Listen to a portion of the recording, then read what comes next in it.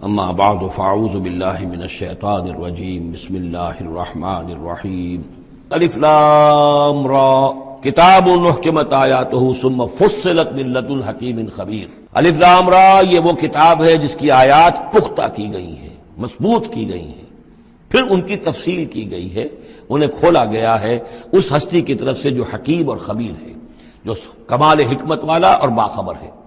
اس کا ایک مفہوم یہ ہو سکتا ہے کہ قرآن مجید میں شروع میں جو صورتیں نازل ہوئی ہیں وہ چھوٹی چھوٹی لیکن بہت پروفاؤنڈ، چند الفاظ کے اندر معلوم ہوتا ہے کہ جیسے سورۃ العصر ہے، والعصر ان الانسان لفی خسر الا الذین آمنوا وعملوا الصالحات وتواصوا بالحق وتواصوا بالصبر۔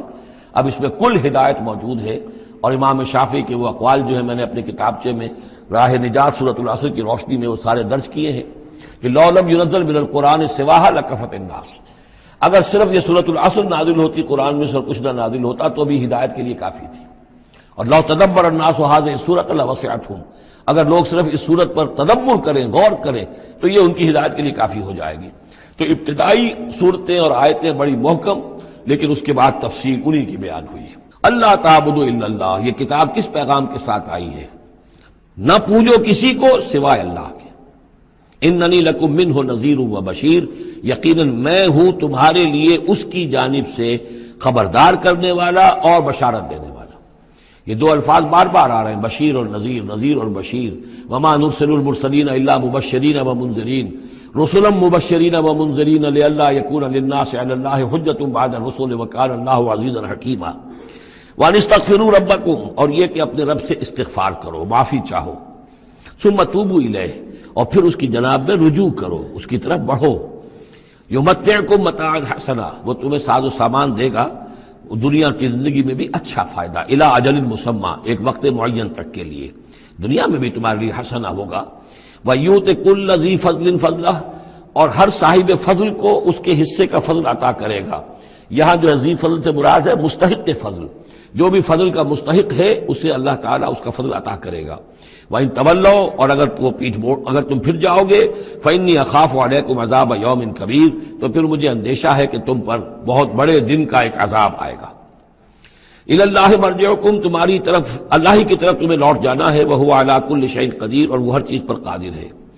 أَلَا إِنَّهُمْ يَثْنُونَ صُدُورَهُمْ لِيَسْتَخْفُوا مِنْهُ، آگاہ ہو جاؤ یہ لوگ اپنے سینوں کو دوہرا کرتے ہیں تاکہ اس سے چھپ سکیں۔ یہ مشکلات القرآن میں سے، اس کے بارے میں بہت سے اقوال ہیں۔ ایک رائے جو ہے کہ جو بخاری میں حضرت ابن عباس کا جو قول آیا ہے وہ یہ ہے کہ کچھ اہل ایمان کے اوپر حیا کا اتنا غلبہ تھا، جیسے حضرت عثمان رضی اللہ تعالیٰ عنہ، کہ وہ کبھی غسل بھی کرنا ہوتا تھا، اس وقت بھی عریاں ہونا انہیں پسند نہیں تھا، تو وہ اس طریقے سے جھک جاتے تھے کہ گویا کہ سطر پھر بھی جو ہے وہ چھپا رہے، اور اگر کہیں قضاء حاجت ہے یا کوئی اور، اس وقت بھی وہ پورا سطر کا اہتمام کرتے تھے۔ تو یہ فرمایا جا رہا ہے کہ تم کتنا ہی کر لو، ظاہر بات ہے کہ اللہ تعالیٰ کی نگاہوں کے تو تم سامنے ہو، لہذا یہ ہے کہ اس میں ایک حد تک جو بھی اللہ تعالیٰ نے سطر کا، حجاب کے جو بھی احکام دیے ان کی پیروی کرو، لیکن کسی بھی معاملے میں غلو کی ضرورت نہیں ہے۔ الا انہم یثنون، باقی اور طرح سے بھی اس آیت کی جو ہے وہ تشریح کی گئی ہے۔ الا انہم یثنون صدورہم لیستخفوا منہ، آگاہ ہو جاؤ وہ اپنے سینوں کو دوہرا کرتے ہیں کہ اس سے چھپ سکیں اللہ سے۔ الا حین یستغشون ثیابہم، حین یستغشون ثیابہم، آگاہ ہو جاؤ کہ جب وہ اپنے اوپر اپنے کپڑے بھی اوڑھے ہوئے ہوتے ہیں، یہ تو یہ کہ اس وقت تو جو ہے وہ اپنے سینوں کو دوہرا کر رہے ہیں، جب کپڑے لپیٹے ہوتے ہیں، یعلم ما یسرون وما یعلنون، اس وقت بھی اللہ جانتا ہے جو کچھ وہ چھپا رہے ہوتے ہیں اور جو کچھ وہ ظاہر کر رہے ہوتے ہیں۔ انہ علیم بذات الصدور، وہ تو جو کچھ سینوں کے اندر ہے اس کو بھی جانتا ہے۔ وما من دابۃ فی الارض الا علی اللہ رزقها، اور نہیں ہے کوئی بھی چلنے والی چیز، کوئی حیوان، کوئی چوپایا، کوئی چرند، کوئی پرند زمین پر جتنے بھی حیوانات ہیں اللہ نے بنائے ہیں، لیکن یہ کہ ان کا رزق اللہ کے ذمے ہے۔ یعنی اللہ تعالیٰ نے جو نظام بنایا اس دنیا کا، اس میں ہر شے کے لیے اس کا رزق فراہم کیا ہے۔ جو جاندار بنایا اس کے لیے جو غذا ہے، جو ضروری چیزیں، وہ پہلے سے فراہم کر دی ہے۔ بچے کی پیدائش بعد میں ہوتی ہے اور ماں کی چھاتیوں میں دودھ پہلے پیدا ہو جاتا ہے، تو اللہ تعالیٰ کی طرف سے یہ نظام جو ہے ایسا ہے۔ یہ دوسری بات ہے کہ لوگوں نے تقسیم دولت کا نظام غلط کر دیا، تو کچھ لوگ بھوکے رہ گئے، کچھ ننگے ہو گئے، کچھ نے دولت سمیٹ کر جو ہے اپنے کھتے بھر لیے، انبار لگا لیے۔ یہ انسانوں کا معاملہ ہے، یہ انہوں نے غلط کام کیا ہے، ورنہ اللہ تعالیٰ نے تو تمام جو بھی جتنی بھی مخلوقات ہیں ان کے لیے کافی اور وافی رزق جو ہے وہ پیدا کیا ہے۔ وَمَا مِن دَابَّةٍ فِي الْأَرْضِ إِلَّا عَلَى اللَّهِ رِزْقُهَا وَيَعْلَمُ مُسْتَقَرَّهَا وَمُسْتَوْدَعَهَا، اور وہ جانتا ہے اس کے مستقل قیام کی جگہ کو بھی اور جہاں وہ عارضی طور پر سونپا جاتا ہے۔ یہ مستقر اور مستودع پر گفتگو ہو چکی ہے تفصیل کے ساتھ، 3 اقوال اس کے بارے میں بیان کر چکا ہوں سورہ انعام کے ضمن میں۔ کل فی کتاب مبین، اور یہ سب کچھ ایک کھلی روشن کتاب کے اندر موجود ہے، وہی کتاب جو علم الہی کی کتاب ہے۔ وَهُوَ الَّذِي خَلَقَ السَّمَاوَاتِ وَالْأَرْضَ فِي سِتَّةِ أَيَّامٍ، اور وہی ہے کہ جس نے پیدا کیا آسمانوں اور زمین کو 6 دنوں میں۔ وَكَانَ عَرْشُهُ عَلَى الْمَاءِ، اور اس کا تخت تھا پانی پر۔ لِيَبْلُوَكُمْ أَيُّكُمْ أَحْسَنُ عَمَلًا، تاکہ تمہیں آزمائے کہ کون ہے تم میں سے اچھے عمل کرنے والا۔ یعنی یہ تخلیق جو ہے اور انسانی زندگی کا جو یہ حصہ جو اس دنیا میں گزرتا ہے، اس کا جو اصل مقصد ہے وہ ہے امتحان۔ قلزم ہستی سے تو ابھرا ہے مانند حباب، اس زیاں خانے میں تیرا امتحان ہے زندگی۔ باقی یہ کہ کان عرشہ علی الماء، اس کا تخت پانی پر تھا، اس کے معنی کیا ہیں؟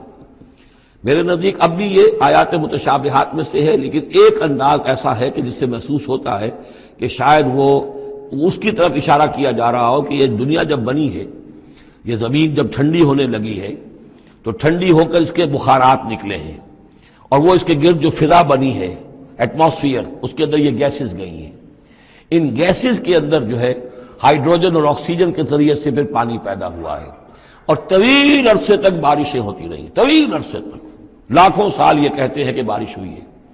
اور چونکہ جب زمین سکڑی ہے تو کہیں سے وہ اونچی ہو گئی، کہیں سے نیچی ہو گئی، سکڑتی ہے کوئی شے تو اس کے اندر نشیب و فراز پیدا ہو جاتے ہیں۔ تو بارش جب برسی ہے تو پھر یہ کہ سمندر وجود میں آئے ہیں۔ ابھی کوئی اور مخلوقات نہیں تھی، صرف یہ کہ اس زمین کے اوپر یا یہ کہ وہ پہاڑ تھے اور یا پانی تھا، بلکہ یہ کہ اکثر و بیشتر پانی ہی پانی تھا۔ پھر یہ کہ پانی اور جہاں پر مٹی پیدا ہوئی اور دلدلی علاقے بنے، اور دلدلی علاقوں کے اندر پھر وہ کچھ حیات جو ہے اس کی شکلیں پیدا ہوئی، چاہے وہ نباتاتی حیات تھی اور چاہے وہ حیواناتی حیات تھی۔ تو وہ جو ایک دور ہے جب کہ ابھی مخلوقات، اس زمینی مخلوقات کے اندر ابھی کوئی شے نہیں آئی تھی، کوئی حیوانات نہیں، کوئی سمندر کے کوئی جانور نہیں، کوئی زمین کے اوپر خشکی کے جانور نہیں۔ تو اس وقت جو ہے گویا کہ اللہ تعالیٰ کا جو تخت حکومت ہے اس زمین کی حد تک وہ پانی کے اوپر تھا۔ واللہ اعلم۔ وَلَئِن قُلْتَ، اور اگر آپ کہیں گے اِنَّكُمْ مَبْعُوثُونَ کہ تمہیں اٹھا لیا جائے گا من بعد الموت، موت کے بعد، لَيَقُولَنَّ تو کہیں گے وہ لوگ الذین کفروا جنہوں نے کفر کیا، ان ھذا الا سحر مبین، نہیں یہ تو کھلا جادو ہے۔ وَإِنْ أَخَّرْنَا عَنْهُمُ الْعَذَابَ إِلَىٰ أُمَّةٍ مَّعْدُودَةٍ، اور اگر ہم مؤخر کیے رکھیں ان سے اپنے عذاب کو ایک خاص مدت تک کے لیے، معین مدت تک کے لیے، لَيَقُولُنَّ مَا يَحْبِسُهُ، تو وہ کہتے ہیں کس چیز نے روک رکھا ہے؟ وہ جہاز کہاں نظر انداز ہو گیا، آتا کیوں نہیں؟ محمد بہت سال ہو گئے تمہیں کہتے ہوئے جہاز آئے گا اور وہ عذاب آئے گا، وہ کہاں ہے؟ ما یحبسو، کس سے نے اس کو روکا ہے؟ الا یوم یاتیہم لیس مصروفا عنہم، آگاہ ہو جاؤ جس دن وہ ان پر آئے گا پھر وہ ان کی طرف سے پھیرا نہیں جا سکے گا۔ وحاق بہم ما کانوا بہ یستہزئون، اور ان کو گھیرے میں لے لیں گی وہ تمام چیزیں جن کا یہ استہزاء اور تمسخر کیا کرتے تھے۔ وَلَئِنْ أَذَقْنَا الْإِنسَانَ مِنَّا رَحْمَةً، اور اگر ہم مزہ چکھاتے ہیں انسان کو اپنی طرف سے رحمت کا، کوئی خوشی آئی ہے، کوئی دولت ملی ہے، کوئی اور مسرت کی بات ہوئی ہے، ثُمَّ نَزَعْنَا مِنْهُ، پھر جب ہم اس سے وہ چھین لیتے ہیں، لے لیتے ہیں، سلب کر لیتے ہیں، إِنَّهُ لَيَئُوسٌ كَفُورٌ، تو وہ ہو جاتا بالکل مایوس، نہایت ناشکرہ، بھول جاتا ہے کبھی اللہ کی نعمت بھی تھی، کبھی اللہ کی نگاہ کرم بھی مجھ پر تھی، ٹھیک ہے آج مجھ پر سختی آ گئی ہے تو سختی نرمی آتی رہتی ہے، اللہ تعالیٰ کی طرف سے ہے، اگر نرمی بھی تھی تو اللہ کی طرف سے، اور سختی بھی آئی ہے تو اللہ کی طرف سے، اس پر شکر چاہیے تھا، اس پر صبر چاہیے، لیکن نہیں، انسان جو ہے لیئوس کفور، انتہائی مایوس اور نہایت ناشکرہ، ہم پر تو کبھی اللہ کی کوئی نظر کرم ہوئی نہیں۔ وَلَئِنْ أَذَقْنَاهُ نَعْمَاءَ بَعْدَ ضَرَّاءَ مَسَّتْهُ، اور اگر ہم مزہ چکھائیں اسے نعمتوں کا اس کے بعد کہ کوئی تکلیف اس کو پہنچی ہوئی تھی، لَيَقُولَنَّ ذَهَبَ السَّيِّئَاتُ عَنِّي، تو وہ کہے گا بس جی میرے دل اندر دور ہو گئے، ساری برائیاں اب تو، ساری مصیبتیں ختم ہو گئیں۔ إِنَّهُ لَفَرِحٌ فَخُورٌ، اب وہ فرح اور فخور بن جاتا ہے، وہ یعنی اتراتا ہے، فخر کرتا ہے اور کہتا ہے یہ میں نے محنت کی، میں نے کوشش کی، میں نے تدبیر کی، دیکھا میں نے یہ شکل کی تھی جس کی وجہ سے کہ میری کاروبار جو بالکل ختم ہو رہا تھا، ڈوب رہا تھا، وہ ٹھیک ہو گیا۔ یعنی یہ کہ ہر حال میں اللہ سے دور، یہ نہیں جانتا کہ جو بھی معاملہ آیا تھا وہ اللہ کی طرف سے ہے، خیر ہو یا شر ہو وہ اللہ کی طرف سے ہے، اس سے ناواقف۔ الا الذین صبروا، سوائے ان کے کہ جو صبر کی روش اختیار کریں۔ یہ سب کی بات نہیں ہے، جن کو اللہ نے ایمان دیا ہو اور ایمان کے نتیجے میں صبر پیدا ہوا ہو۔ الا الذین صبروا وعملوا الصالحات، اور انہوں نے نیک اعمال کیے ہوں، اولئک لہم مغفرۃ واجر کبیر، ان کے لیے مغفرت ہے اور بہت بڑا اجر ہے۔ فلعلک تارک بعض ما یوحی الیک، تو اے نبی شاید کہ آپ کچھ چیزیں چھوڑ دیں اس میں سے جو آپ کی طرف وحی کی جا رہی ہے۔ وضائق بہ صدرک، اور آپ کا سینہ اس سے بھج رہا ہے، تنگ ہو رہا ہے۔ ان یقولوا، اس وجہ سے کہ وہ کہہ رہے ہیں لولا انزل علیہ کنز او جاء معہ ملک، کہ وہ یہ کہہ رہے ہیں کہ کیوں نہیں ان کے اوپر اتار دیا گیا کوئی خزانہ، یا کیوں نہیں آیا ان کے پاس کوئی فرشتہ، معہ ان کے ساتھ کوئی فرشتہ آتا۔ وہی بات جو سورہ نام میں آ چکی ہے، اس کا ذروہ سنام اس مضمون کا سورہ نام میں آ چکا ہے، لیکن ان تمام صورتوں کے اندر بھی یہ چیزیں موجود ہیں۔ یہ دونوں گروپ جو ہے مکی صورتوں کے، جن میں سے ایک میں وہ 2 صورتیں ہیں جو ہم پڑھ چکے، انعام، اعراف، اور دوسرا جو یہ ہے جو 14 صورتوں پر مشتمل ہے جس کی دوسری صورت ہم پڑھ رہے ہیں، ان سب کا تعلق جو ہے یوں سمجھیے، ایک استثناء ہے وہ میں بعد میں بتا دوں گا، یہ قیام مکہ کے آخری 4 سالوں کی صورتیں ہیں۔ یعنی حضور کا قیام مکہ مکرمہ میں وحی کے آغاز کے بعد 12 سال، اس کو 4 حصوں میں تقسیم کر لیجیے۔ پہلے 4 سال میں جو صورتیں نازل ہوئی ہیں وہ قرآن مجید کے آخری 2 گروپوں میں ہیں، سورہ قاف سے لے کے آخر تک۔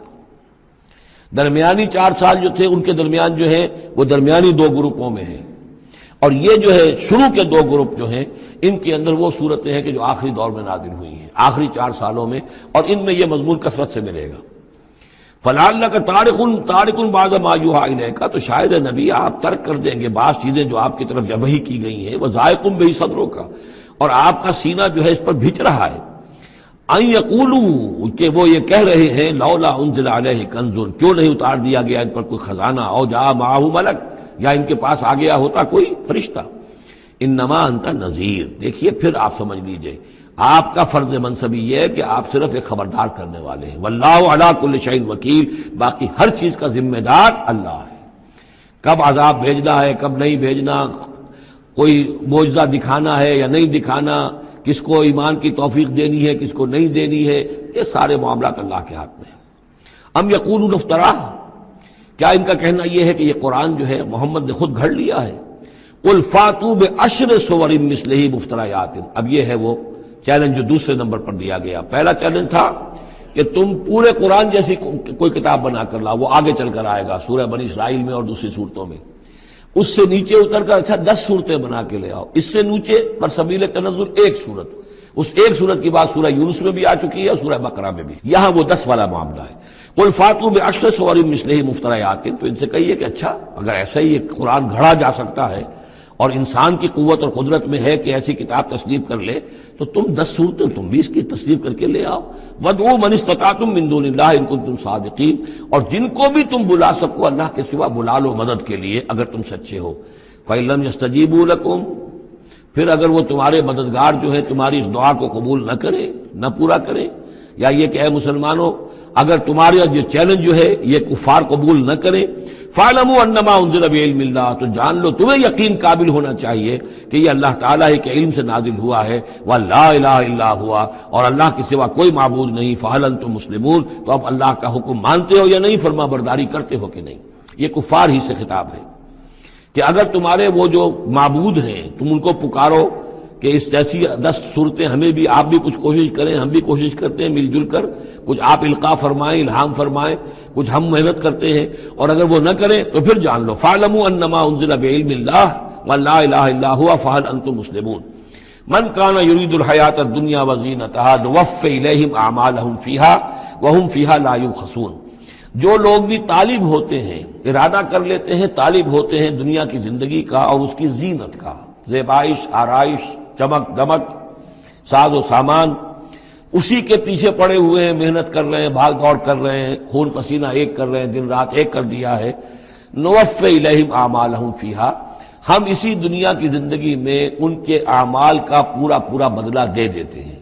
ٹھیک ہے محنت کر رہے ہو بھائی، تمہاری بلڈنگ بھی بڑی اونچی بن گئی ہے اور تمہاری کار بھی بہت اعلیٰ ہے، اور تمہارا کاروبار بھی خوب چمک گیا ہے، تم نے چونکہ یہی چاہا، یہی اسی کے لیے محنت کی، اسی کے لیے بھاگ دوڑ کی، تو اللہ تعالیٰ وَهُمْ فِيهَا لَا يُبْخَسُونَ، اس میں اللہ تعالیٰ ان کے ساتھ کوئی بخل نہیں کرتا، اور ان کی جو محنت ہے اس کا جو بدلہ ہے انہیں اس دنیا میں دے دیتا ہے۔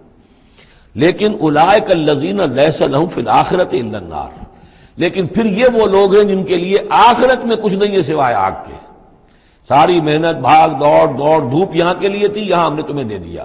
اولئک الذین لیس لہم فی الآخرۃ الا النار وحبط ما صنعوا فیہا، اور جو کچھ انہوں نے اس دنیا میں کیا ہوگا وہ تو حبط ہو جائے گا، وباطل ما کانوا یعملون، اور جو کوئی جھوٹی سچی نیکی کی ہوگی اپنے دل کو دھوکہ دینے کے لیے وہ بھی بے بنیاد تھی، اس کی کوئی حیثیت نہیں تھی۔ افمن کان علی بینۃ من ربہ، تو بھلا وہ شخص کہ جو اپنے رب کی طرف سے بینہ پر تھا، اور یہاں بینہ سے مراد ہے فطرت سلیمہ، جس کے بارے میں کئی بار عرض کر چکا ہوں، فطرت سلیمہ، انسان کے اندر جو روح ربانی پھونکی گئی ہے اس کی وجہ سے وہ جو فطرت ہے اس کے اندر وہ سارے حقائق موجود ہیں، یہ جو حقائق جن کو اجاگر کرنے کے لیے پھر یہ وحی آئی ہے اور اس ڈورمنٹ کانشسنس کو ایکٹیویٹ کرنے کے لیے۔ تو جس شخص کی وہ فطرت سلیم ہے، قائم ہے، بینہ ہے، روشن ہے، پاک ہے، وَيَتْلُوهُ شَاهِدٌ مِّنْهُ، اور پھر اس کے پیچھے آتا ہے اس کے لیے گواہ، یعنی ایک شخص ہے جس کی فطرت سلیم تھی، حضور صلی اللہ علیہ وسلم ہے، سلیم فطرت، نیک فطرت، عقل سلیم، اور پھر وحی بھی آ گئی، وحی نے گواہی دے دی، گویا کہ دو چیزیں مل گئی، نور علی نور، یہ تمثیل جو ہے سورہ نور میں جا کر مکمل طور پہ سامنے آئے گی۔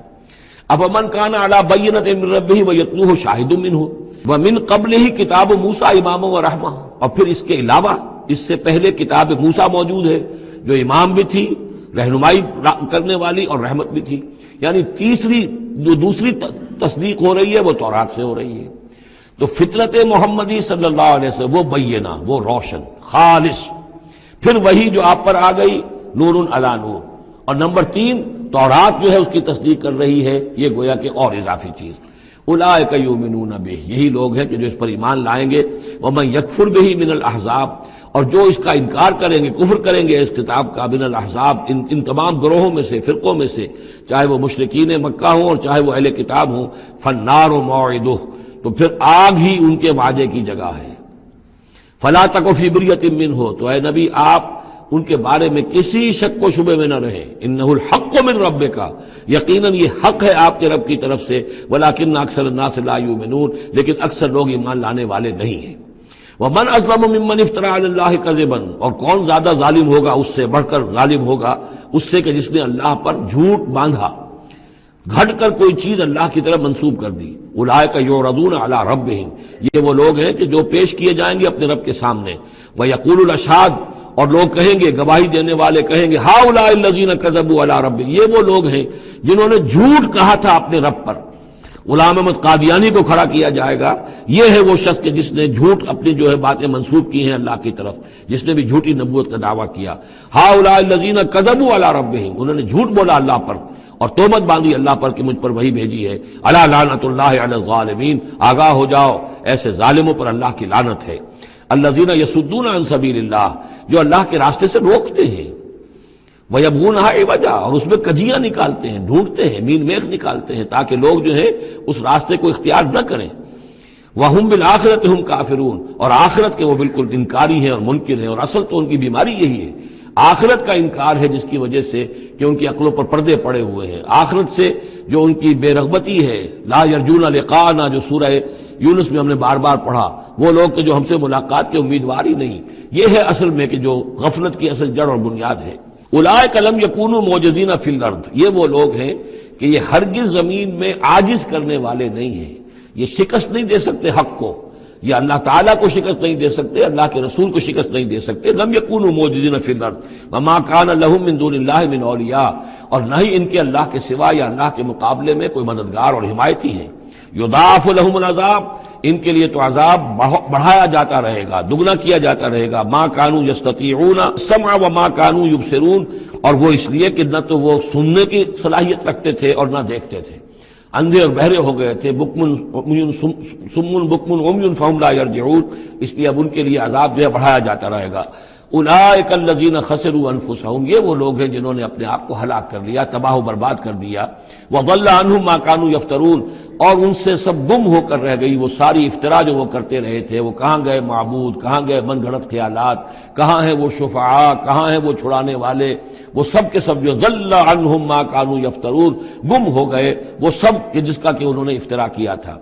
لا جرم انہم فی الآخرۃ هم الاخسرون، تو اب اس میں کیا شک ہے کہ آخرت میں سب سے بڑھ کر خسارہ پانے والوں میں وہی ہوں گے۔ اکثر، اکثر جو ہے افل کے بنا پر، افل التفضیل۔ ان الذین آمنوا وعملوا الصالحات، اس کے برعکس سائملٹینیس کنٹراسٹ کا قاعدہ، اس کے برعکس وہ لوگ جو ایمان لائے اور جنہوں نے نیک عمل کیے، وَأَخْبَتُوا إِلَىٰ رَبِّهِمْ، اور جو اپنے رب کے سامنے جنہوں نے عاجزی کی، گڑ گڑاتے رہے، تضرع اختیار کیا، اولئک اصحاب الجنہ، یہ ہوں گے جنت والے، ہم فیہا خالدون، وہ رہیں گے اس میں ہمیشہ ہمیش۔ مثل الفریقین کالاعمی والاصم والبصیر والسمیع، یہ جو دو گروہ ہیں، یہ فریقین ہیں، ایک اہل ایمان ہے اور ایک وہ ہے مشرک اور کافر۔ ان کی مثال ایسے ہے کہ ایک طرف تو ایک اندھا اور بہرا ہے، کالاعمی والاصم، اندھا بھی ہے بہرا بھی ہے، اور دوسرا والبصیر والسمیع، جو دیکھتا بھی ہے اور سنتا بھی ہے۔ هل یستویان مثلا، کیا یہ برابر ہے مثال کے اعتبار سے؟ افلا تذکرون، تو کیا وہ نصیحت اخذ نہیں کرتے؟ وَلَقَدْ أَرْسَلْنَا نُوحًا إِلَىٰ قَوْمِهِ، اور ہم نے بھیجا نوح کو اس کی قوم کی طرف۔ انی لکم نذیر مبین، انہوں نے کہا میں تمہارے لیے کھلا خبردار کر دینے والا ہوں۔ اللہ تعبدوا الا اللہ، کہ مت پوجو اللہ کے سوا کسی کو۔ انی اخاف علیکم عذاب یوم علیم، مجھے اندیشہ ہے تم پر ایک بڑے دردناک دن کے عذاب کا۔ فقال الملأ الذین کفروا من قومہ، تو کہا اس کے قوم کے ان سرداروں نے جنہوں نے کفر کی روش اختیار کی، ما نراک الا بشرا مثلنا، ہم نہیں دیکھتے اے نوح آپ کو مگر اپنے ہی جیسا ایک انسان۔ آپ کہاں سے اللہ کے رسول بن گئے، کیسے رسول بن گئے، کیسے اللہ نے چن لیا؟ آپ تو ہمارے جیسے ایک انسان ہیں۔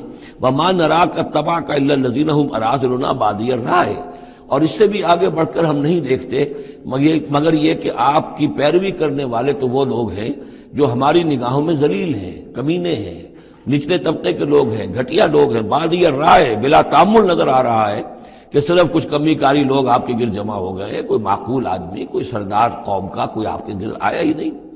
وما نرى لكم علينا من فضل، اور ہمیں کوئی نظر نہیں آتا کہ آپ پر کوئی ہمارے اوپر کوئی فضیلت آپ کو حاصل ہے، آپ کو اور آپ کے ساتھیوں کو۔ بل نظنکم کاذبین، بلکہ ہمارا گمان تو یہی ہے کہ آپ جھوٹ بول رہے ہیں۔ قال یا قوم ارأیتم ان کنت علی بینۃ من ربی، اب یہ ذرا اس صورت کے اندر بار بار یہ الفاظ آئیں گے۔ ایک فطرت سلیمہ جو پہلے سے تھی، اس کے بعد اللہ کی طرف سے وحی آ گئی، وہ گویا کہ اس کا شاہد ہے۔ انہوں نے کہا اے میری قوم کے لوگوں ذرا غور کرو، اگر میں پہلے سے بھی اپنے رب کی طرف سے بینہ پر تھا، تم جانتے ہو میں نے زندگی تمہارے مابین گزاری تھی، تم بھی جانتے ہو کہ میں ایک شریف النفس انسان تھا، میرا کردار، میرا اخلاق تمہارے سامنے تھا، میں بینہ پر تھا، میری فطرت بس نہیں ہوئی تھی، سلیم تھی۔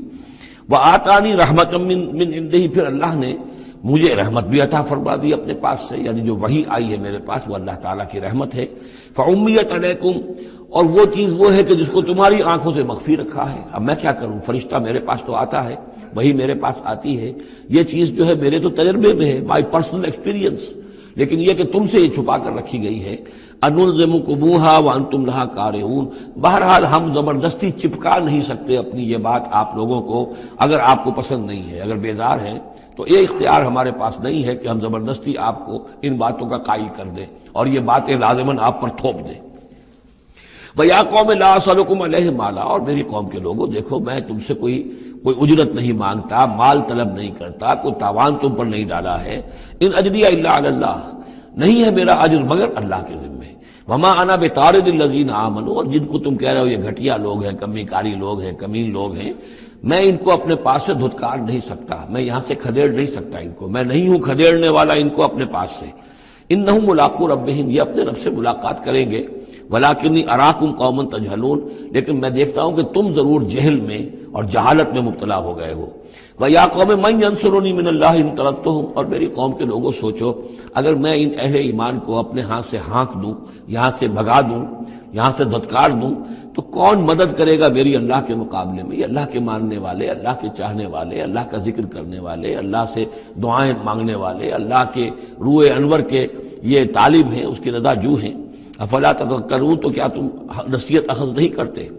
ولا اقول لکم عندی خزائن اللہ، وہی بات جو حضور سے ہم پڑھ چکے ہیں پہلے، اور میں نہیں کہتا تم سے کہ میرے پاس اللہ کے خزانے ہیں، میں نے کب کہا ہے کہ میرا اختیار ہے اللہ کے خزانوں پر، ولا اعلم الغیب، نہ میں غیب کا علم رکھتا ہوں، ولا اقول انی ملک، نہ میں یہ کہتا ہوں کہ میں کوئی فرشتہ ہوں، ولا اقول للذین تزدری اعینکم، اور نہ میں یہ کہتا ہوں ان لوگوں کے بارے میں جنہیں تمہاری آنکھیں حقیر دیکھ رہی ہیں، تم حقارت کے ساتھ دیکھ رہے ہو، لن یؤتیہم اللہ خیرا، میں تو نہیں کہہ سکتا کہ اللہ تعالیٰ انہیں کوئی خیر نہیں دے گا، کیا پتا تم اندازہ بھی نہ کر سکو کیا مقامات بلند اللہ ان کو عطا کرے گا، جنت میں یہ کس طریقے سے اللہ تعالیٰ کے فراح و ریحان و جنت و نعیم سے جو ہے وہ مشرف ہوں گے۔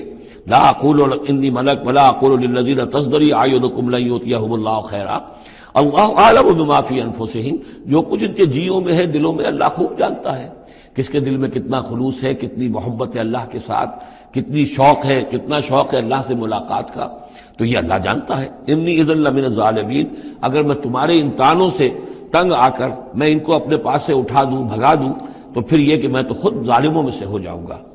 قالوا یا نوح، انہوں نے کہا اے نوح قد جادلتنا، تم نے ہم سے خوب جھگڑا کیا، فاکثرت جدالنا، اور بہت جھگڑا کر دیا تم نے، یعنی یہ کہ جب وہ بالکل ان تمام باتوں کے جواب میں خاموش ہونے پر مجبور ہو گئے، معقول بات ہے جو جواب دیا جا رہا ہے، ان کے پاس اب کوئی جواب نہیں ہے اس کا۔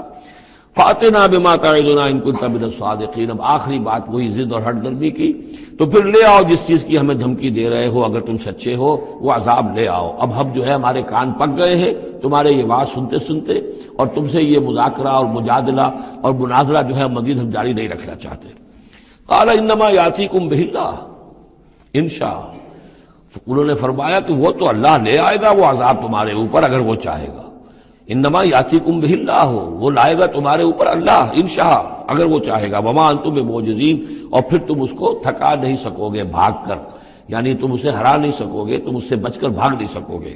ولا ينفعکم نصحی ان اردت ان انصح لکم، اور میری نصیحت، میرا خلوص، میری خیر خواہی تمہارے حق میں کچھ مفید نہیں ہو سکتی، خواہ میں کتنا ہی تمہارا ناصح ہوں، کتنا ہی تمہارے ساتھ مخلص ہوں، نصیحت کر رہا ہوں، خیر خواہ ہوں، ان کان اللہ یرید ان یغویکم، اگر اللہ ہی فیصلہ کر چکا ہو کہ وہ تمہاری گمراہی کے اوپر اس کی مہر ثبت ہو چکی ہو، اگر اللہ تعالیٰ فیصلہ کر چکا ہے تو میری یہ سارا اخلاص اور خلوص اور دعوت اور نصیحت اور خیر خواہی اس کا کوئی نتیجہ نہیں نکلے گا۔ ہو ربکم، وہ تمہارا رب ہے، وإلیہ ترجعون، اور اسی کی طرف تم لوٹا دیے جاؤ گے۔ ام یقولون افتراہ، کیا یہ کہتے ہیں کہ یہ اے محمد صلی اللہ علیہ وسلم آپ نے اس کو گھڑ لیا ہے؟ قل ان افتریتہ فعلی اجرامی، اب یہاں درمیان میں حضرت نوح علیہ السلام کی بات چل رہی ہے اور آگے بھی چلے گی، لیکن درمیان میں ایک جملہ معترضہ ہے۔ یہ ساری باتیں اے نبی جو آپ کو ہم وحی کے ذریعے سے بتا رہے ہیں، یہ ساری جو گفت و شنید ہوئی تھی حضرت نوح علیہ السلام کے اور ان کی قوم کے درمیان، آپ کو کیسے معلوم ہوئی؟ آپ نے گھڑ لی ہے؟ آپ کو کوئی فکشن ہے، کوئی سٹوری ہے، کیا ہے؟ نہیں، یہ تو اللہ تعالیٰ کی طرف سے ہے۔ قل ان افتریتہ، کہہ دیجئے اگر میں نے یہ گھڑی ہوئی ہوں یہ چیزیں، فعلی اجرامی، تو پھر یہ میرا جرم ہوگا، اس کا وبال مجھ پر آئے گا، وانا بریء مما تجرمون، ورنہ پھر یہ ہے کہ جو جرم تم کر رہے ہو، جھٹلا رہے ہو، تو میں اس سے بری ہوں۔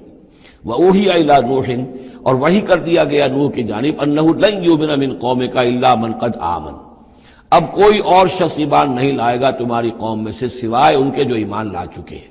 فلا تبتئس بما كانوا يفعلون، سو اب جو کچھ وہ کر رہے ہیں آپ اس پر افسوس نہ کریں اور غمگین نہ ہوں۔ واصنع الفلک بأعیننا ووحینا، اور اب آپ کشتی تیار کیجئے، کشتی بنائیے ہماری نگاہوں کے سامنے، یعنی ہم دیکھ رہے ہیں اور ہمارے انسٹرکشنز کے مطابق، ووحینا معلوم ہوتا کہ اللہ تعالیٰ کی طرف سے ہر یعنی سٹیپ پر ان کو وحی آ رہی ہے، اور کہ اس طرح کرو، اتنی لمبی بناؤ، ایسی لکڑیاں تیار کرو، بِأَعْيُنِنَا وَوَحْيِنَا، ہماری نگاہوں کے سامنے اور ہماری ہی انسٹرکشنز کے مطابق، وحی کے مطابق۔ وَلَا تُخَاطِبْنِي فِي الَّذِينَ ظَلَمُوا، اب دیکھنا جو ظالم ہیں ان کے بارے میں مجھ سے خطاب نہ کرنا، مجھ سے دعا نہ کرنا، مجھ سے بات نہ کرنا کہ فلاں جو ہے یہ میرا عزیز ہے اور فلاں میرا رشتہ دار ہے۔ اب جو بھی ظالم ہے اس کے بارے میں تمہاری طرف سے کوئی نرم بات نہ آئے۔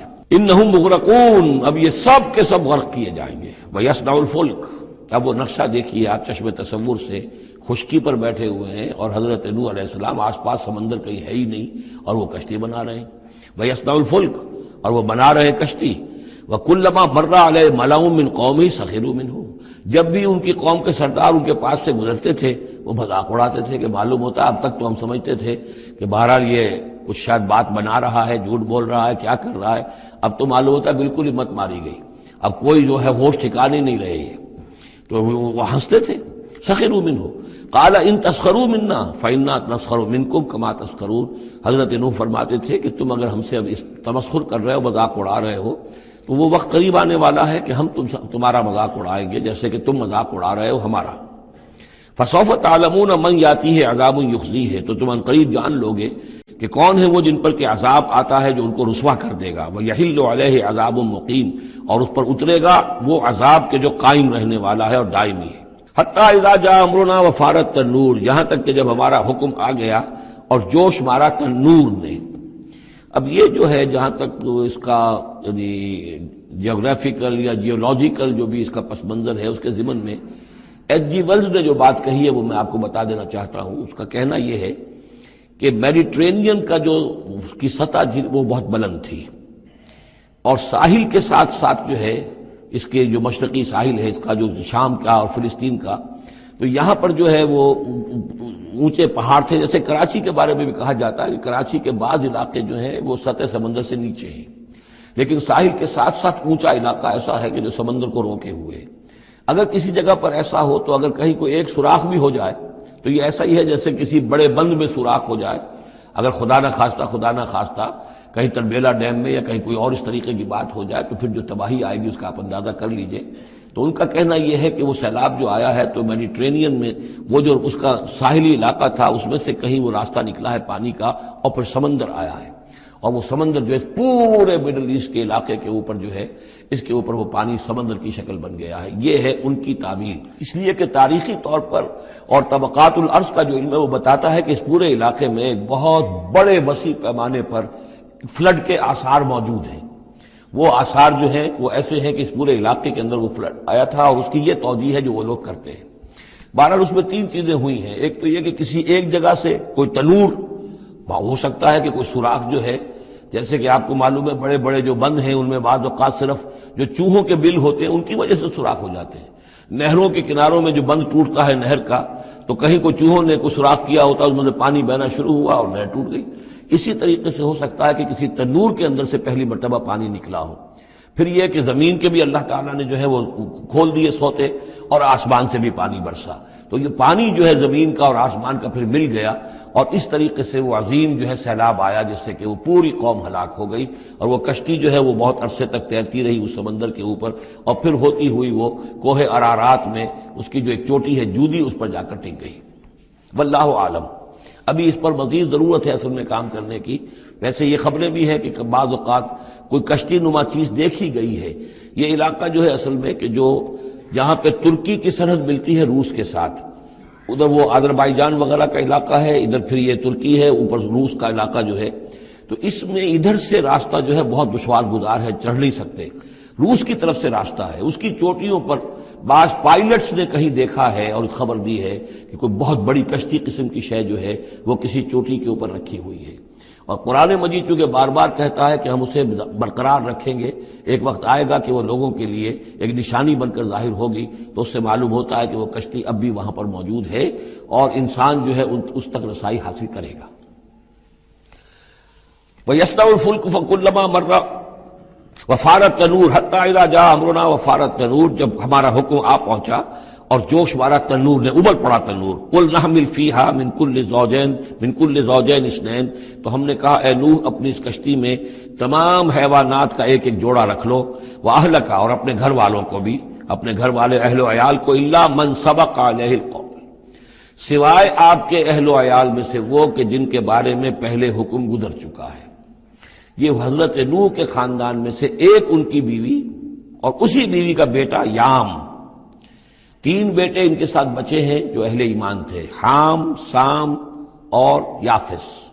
سام کی اولاد ہے وہ جو نیچے تمام ہم نے ابھی نقشہ دیکھا ہے، حضرت ابراہیم بھی سامی ہیں، اور یہ قوم عاد بھی سامی، قوم سمود بھی سامی، یہ سیمیٹک ریسز کہلاتی ہیں۔ لیکن یہ کہ حضرت حام کی اولاد، اب وہ اس تفصیل میں نہیں جا سکتا، اور حضرت یافس کی اولاد یہ اور دوسرے علاقوں میں جا کر آباد ہو گئے۔ یہ جو نیچے کی طرف اترے ہیں یہ حضرت سام کی نسل ہے۔ چوتھا بیٹا ان کا تھا یام، یا اس کا ایک خطاب اور بھی تھا کنعان، اور اس کی جو ماں تھی، تو یہ مشرک تھے اور یہ اہل ایمان کے ساتھ شریک نہیں تھے، لہذا یہ کشتی میں شامل نہیں ہوئے۔ تو آپ اب رکھ لیجئے، سوال کرا لیجئے اپنی کشتی میں من کل زوجین اثنین، ہر نوع کا ایک ایک جوڑا تمام حیوانات میں سے، وَأَهْلَكَ، اور اپنے گھر والوں کو، إِلَّا مَنْ سَبَقَ عَلَيْهِ الْقَوْلُ، مگر سوائے اس کے کہ جن کے اوپر پہلے سے حکم ہو چکا ہے، وَمَنْ آمَنَ، اور باقی جتنے بھی اہل ایمان آپ کے ہیں ان سب کو بھی سوار کر لیجئے، وَمَا آمَنَ مَعَهُ إِلَّا قَلِيلٌ، اور نہیں ایمان لائے تھے ان کے ساتھ مگر بہت ہی کم، نہ ہونے کے برابر۔ قلیل جو ہے انگریزی میں اے لٹل اور دی لٹل، ان دونوں میں جو فرق ہے، یہاں قلیل جو ہے دی لٹل کے معنی میں آیا ہے کہ بالکل نہ ہونے کے برابر۔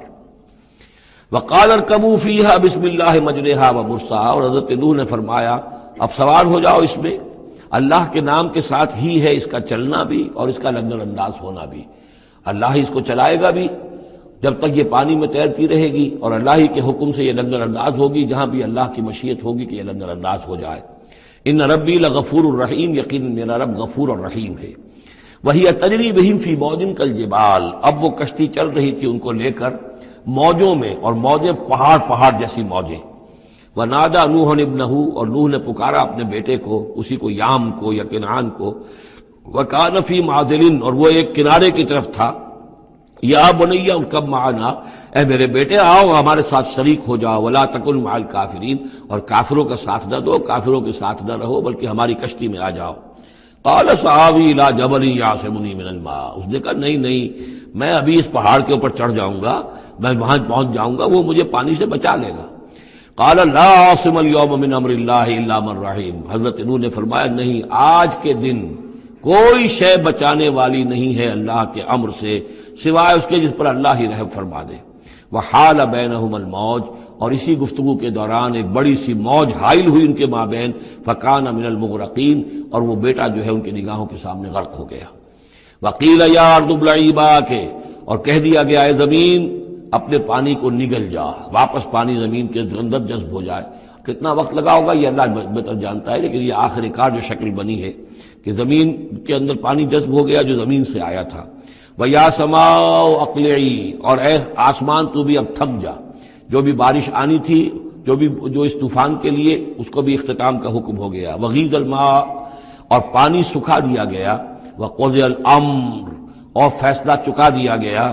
وَاسْتَوَتْ عَلَى الْجُودِيِّ، اور وہ کشتی جو ہے جودی پہاڑ کے اوپر جا کر رک گئی۔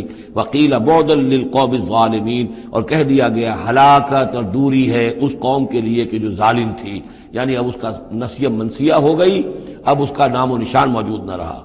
وَنَادَى نُوحٌ رَبَّهُ، اور پکارا نوح نے اپنے رب کو، فقال رب ان ابنی من اہلی، انہوں نے کہا پروردگار میرا بیٹا میرے اہل میں سے تھا، اور تیرا وعدہ تھا میرے اہل کو بچا لے گا۔ وَإِنَّ وَعْدَكَ الْحَقُّ، اور تیرا وعدہ سچا ہے۔ وَأَنْتَ أَحْكَمُ الْحَاكِمِينَ، اور یقیناً تو تمام حاکموں میں سب سے بڑا اور سب سے منصف اور سب سے عادل حاکم ہے۔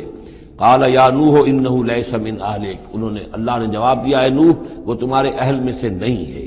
انہ عمل غیر صالح، اس کے اعمال، اس کا کردار، اس کے عقائد، اس کے نظریات غیر صالح ہیں۔ فلا تسألن ما لیس لک بہ علم، تو اب مجھ سے ان چیزوں کے بارے میں سوال نہ کرو جس کے لیے تمہارے پاس کوئی علم نہیں ہے۔ انی اعوذک ان تکون من الجاہلین، اور میں تمہیں نصیحت کر رہا ہوں کہ تم جاہلوں میں سے نہ بن جاؤ۔ یہاں وہ یاد کر لیجئے سورہ نام کی آیت 35، اس میں حضور سے کہا گیا تھا فلا تکونن من الجاہلین، میں نے اس وقت بھی نوٹ کرا دیا تھا کہ یہ سخت ترین الفاظ یا حضور سے فرمائے گئے ہیں سورہ انعام میں، اور یہاں پر سورہ ہود میں یہ آئے ہیں حضرت نوح علیہ السلام سے خطاب کرتے ہوئے۔ قال رب انی اعوذ بک ان اسألک ما لیس لی بہ علم، حضرت نوح نے عرض کیا پروردگار میں تیری پناہ طلب کرتا ہوں اس سے کہ میں تجھ سے ایسی بات کا سوال کروں جس کے لیے کہ میرے پاس کوئی علم نہیں ہے۔ وَإِلَّا تَغْفِرْ لِي وَتَرْحَمْنِي، اور اگر تو نے مجھے معاف نہ فرما دیا اور رحم نہ فرمایا، اکم من الخاسرین، تو میں تو ہو جاؤں گا خسارہ پانے والوں میں۔ قیل یا نوح بسلام منا وبرکات علیک، ہم نے کہا نوح اب اترو، اس کشتی سے اترو، بسلام منا، ہماری طرف سے سلامتی کے ساتھ، وبرکات، اور برکتوں کے ساتھ، علیکا، جو تم پر بھی ہوں گی، وعلی امم ممن معک، اور ان امتوں پر بھی ہماری یہ برکات ہوں گی کہ جو ان لوگوں کے ساتھ جو ان کی نسل سے وجود میں آئیں گی جو تمہارے ساتھ ہیں۔ تو گویا کہ نسل انسانی بعد میں عام خیال یہی ہے کہ حضرت نوح علیہ السلام کے 3 بیٹوں ہی سے چلی ہے.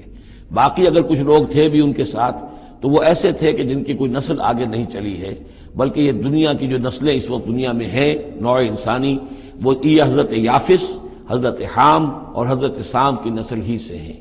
یہ خیال ہے، واللہ عالم، یقین کے ساتھ نہیں کہا جا سکتا، ویسے میرا اپنا رجحان بھی اسی طرف ہے. حضرت یافس کی اولاد جو ہے وہ یہ جو پہاڑی علاقہ ہے، جیسا کہ ابھی آپ نے نقشے میں دیکھا تھا، اس سے اوپر جو ہے یہ سینٹرل ایشیا کے پہاڑ ہیں.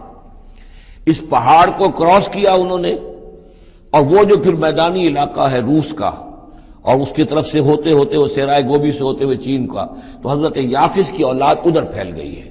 یورپ سے لے کر اور چائنا تک یہ سب یافس کی نسل ہے. حضرت حام کی اولاد مشرق اور مغرب میں چلی گئی، اسی پہاڑی سلسلے کے دامن میں ہوتی ہوئی. ایک شاخ ان کی ایران ہوتے ہوئے بھارت چلی گئی، انڈیا چلی گئی، سندھ اور ہند، اور ایک شاخ جو ہے سینائی پیننسولا کراس کر کے یہ سوڈان اور مصر چلی گئی. یہ ہے حضرت حام کی نسل میں سے. یہ عام طور پر جو ہمارے پرانے ماہرین انساب ہیں ان کا کہنا یہ ہے. انہی میں سے معلوم ہوتا ہے کہ جو یہ یورپین ہیں، جو کہ انڈو ایرانین جو کہلاتے ہیں ایرینز، تو یہ ایرینز جو ہے یہ سب حضرت حام کی اولاد میں سے معلوم ہوتے ہیں. ان میں سے گریکس بھی ہیں، اور ان میں رومنز بھی ہیں، اور ان میں جرمنز بھی ہیں. باقی جو ہے نسلیں جو ہیں یہ اینگلو سیکسنز، یہ ہیں حضرت یافسی کی نسل سے، جو اوپر سے جا کر اور یہ اسکینڈینیوین کنٹریز سے ہو کر پھر نیچے اترے ہیں یورپ کی طرف. تو یہ جو ناردرنرز کہلاتے ہیں، دی نارڈک ریسز، شمالی اقوام جو ہے اینگلو سیکسنز ان میں سے ہیں.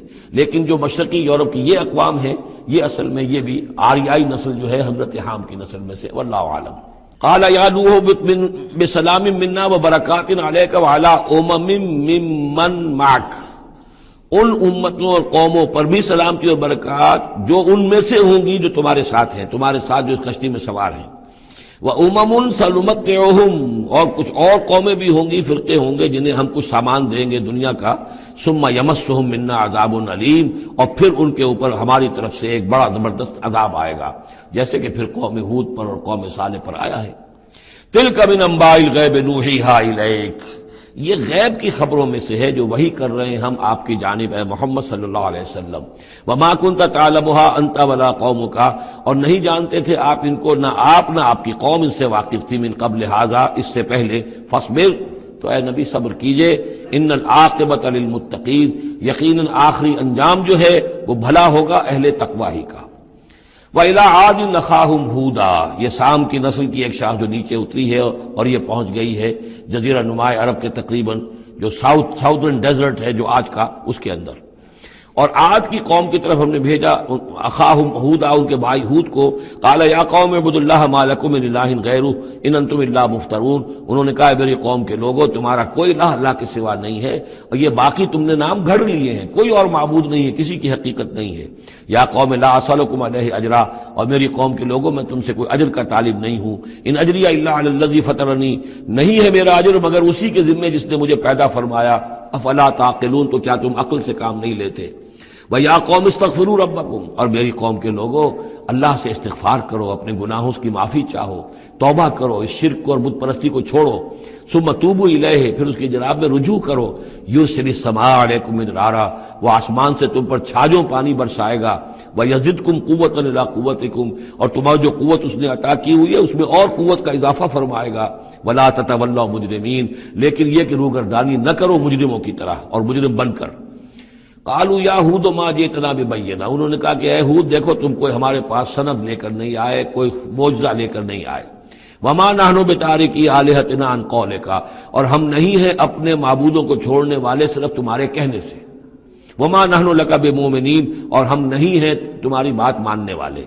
ان نقول الا اعتراک بعض آلہتنا بسوء، ہم تو یہی کہتے ہیں، اس کے سوا اور کچھ نہیں ہمارا خیال، کہ ہمارے بعض معبودوں کی جو تم نے کوئی گستاخی کی ہے، ان کی نفی کی ہے، تو ان کی طرف سے تمہیں کوئی تکلیف پہنچ گئی ہے، یعنی تمہارا دماغی توازن ٹھیک نہیں رہا ہے، کوئی آسیب تمہیں ہو گیا ہے، تم پر پھٹکار پڑی ہے ہمارے بعض معبودوں کی.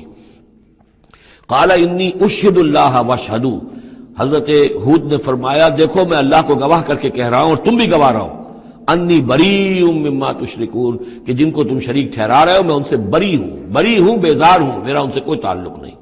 وہی بات جو حضرت ابراہیم نے فرمائی تھی کہ مجھے ان کا کوئی خوف نہیں، من دون ہی، اس کے سوا تم جو شرک کر رہے ہو، فکیدونی جمیعا، تو تم سب کے سب مل کر میرے خلاف جو چاہو کارروائی کر لو، کیدونی، جو چالیں چلنی چاہے چل لو، ثم لا تنظرون، مجھے کوئی مہلت نہ دو، انی توکلت علی اللہ ربی و ربکم، میں نے تو توکل کیا ہے اپنے رب پر، اللہ پر جو میرا بھی رب ہے اور تمہارا بھی رب ہے، ما من دابۃ الا هو آخذ بناصیتها، نہیں ہے کوئی بھی جاندار مگر یہ کہ اس کی پیشانی جو ہے اللہ ہی کے ہاتھ میں ہے۔ وہ دعا جو میں نے آپ کو سنائی تھی اس میں حضور کے الفاظ بھی یہ ہیں، وَنَاصِيَتِي بِيَدِكَ اللہم انی عبدک وابن عبدک وابن امتک فی قبضتک ناصیتی بیدک ماض فی حکمک عدل فی قضاؤک۔ ہوا آخذ بناصیتها، ہر جاندار کی پیشانی اللہ کے ہاتھ میں، یعنی اس کی قسمت، اس کی تقدیر، اسے کیا ملنا ہے، اس کے ساتھ کیا ہونا، یہ سب اللہ کے ہاتھ میں ہے۔ ان ربی علی صراط مستقیم، یقیناً میرا رب تو سیدھی راہ پر ملے گا، سیدھی توحید کی راہ پر جاؤ گے تو رب کے قریب پہنچو گے۔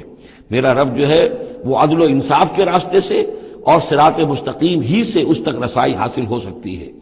فَإِن تَوَلَّوْا فَقَدْ أَبْلَغْتُكُم مَّا أُرْسِلْتُ بِهِ إِلَيْكُمْ، پھر اگر تم پیٹھ موڑ لو، منہ پھیرو، انکار کرو، تو میں نے پہنچا دیا ہے تمہیں وہ پیغام جو مجھے دے کر بھیجا گیا تھا، مَا أُرْسِلْتُ بِهِ إِلَيْكُمْ۔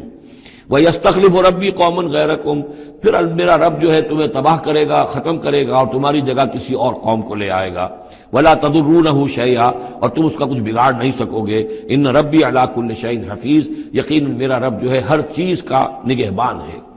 وَلَمَّا جَاءَ أَمْرُنَا، جب ہمارا حکم آ گیا، عذاب کا فیصلہ، نجینا ہودا والذین آمنوا معہ، ہم نے نجات دے دی، بچا لیا ہود کو اور ان کو جو اس کے ساتھ ایمان لائے تھے، برحمت منا، اپنی رحمت سے، ونجیناہم من عذاب غلیظ، اور ہم نے انہیں بچا لیا ایک بہت ہی گاڑھے اور بھاری عذاب سے۔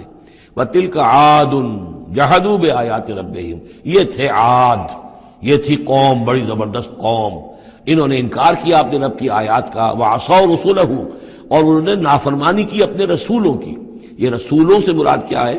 اصل میں انبیاء تو آتے رہتے ہیں، آخر میں پھر رسول آتا ہے، چھوٹے چھوٹے، جس طریقے سے کہ اللہ تعالیٰ کی طرف سے سمجھانے کے لیے ان کے معلمین کی حیثیت سے، تو وہاں پہ ان کو بھی رسول کہہ دیا گیا۔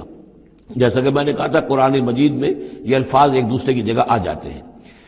وَاتَّبَعُوا أَمْرَ كُلِّ جَبَّارٍ عَنِيدٍ، انہوں نے رسولوں کی تو نافرمانی کی اور پیروی کی ان کے حکم کی جو سرکش تھے اور مخالف تھے۔ وَأُتْبِعُوا فِي هَٰذِهِ الدُّنْيَا لَعْنَةً، اور ان کے پیچھے لگا دی گئی اس دنیا میں بھی لعنت، وَيَوْمَ الْقِيَامَةِ، اور قیامت کے دن کے لیے بھی۔ أَلَا إِنَّ عَادًا كَفَرُوا رَبَّهُمْ، آگاہ ہو جاؤ، قوم عاد نے اپنے رب کا کفر کیا تھا۔ أَلَا بُعْدًا لِعَادٍ قوم ہود، سن لو پھٹکار ہے عاد پر جو قوم ہود تھی، جس کی طرف حضرت ہود علیہ السلام کو بھیجا گیا۔ وَإِلَىٰ ثَمُودَ أَخَاهُمْ صَالِحًا، اب ان میں سے جو لوگ بچے تھے وہ پھر آگے وسطی علاقے کی طرف گئے ہیں اور وہاں ہجر کے علاقے میں جا کے آباد ہوئے، وہاں سمود نام کی ایک بڑی قوم ابھری، اور ان کے اندر بھی جب پھر وہی خرابیاں آ گئیں، وہی شیطان نے ان کو پٹی پڑھائی، وہی بت پرستی شروع ہو گئی، وہی ان کے معبود ہو گئے، تراش لیے انہوں نے۔ تو الی ثمود اخاہم صالحا، سمود کی طرف ہم نے بھیجا ان کے بھائی صالح کو۔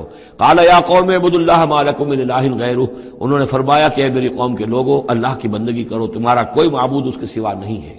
هو انشاکم من الارض، اس نے تمہیں زمین سے اٹھایا ہے، ابھارا ہے، بنایا ہے زمین سے، واستعمرکم فیہا، اور اس میں تم کو آباد کیا ہے، فاستغفروہ، تو اس سے استغفار کرو، اس سے اپنے گناہ بخشواؤ، ثم توبوا الیہ، اور پھر اس کی جانب میں رجوع کرو۔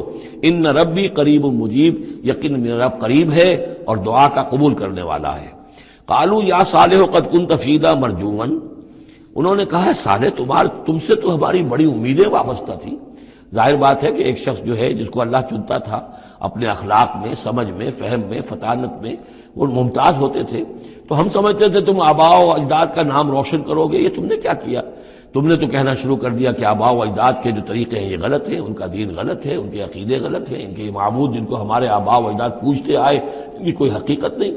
ہم توقع کرتے تھے کہ تم قوم کا نام روشن کرو گے، تم آباء و اجداد کے لیے عزت کا، ان کے لیے مزید جو ہے دنیا کے اندر ان کے ناموری کا سبب ذریعہ بنو گے۔ قالوا یا صالح قد کنت فینا مرجوا، تم سے تو ہمیں بہت سی امیدیں تھی، قبل ھذا، اس سے پہلے، اتنہانا نعبد ما یعبد آباؤنا، یہ کیا ہوا، تم ہمیں روک رہے ہو ان چیزوں کو پوجنے سے کہ جن کو ہمارے آباء و اجداد پوجتے تھے؟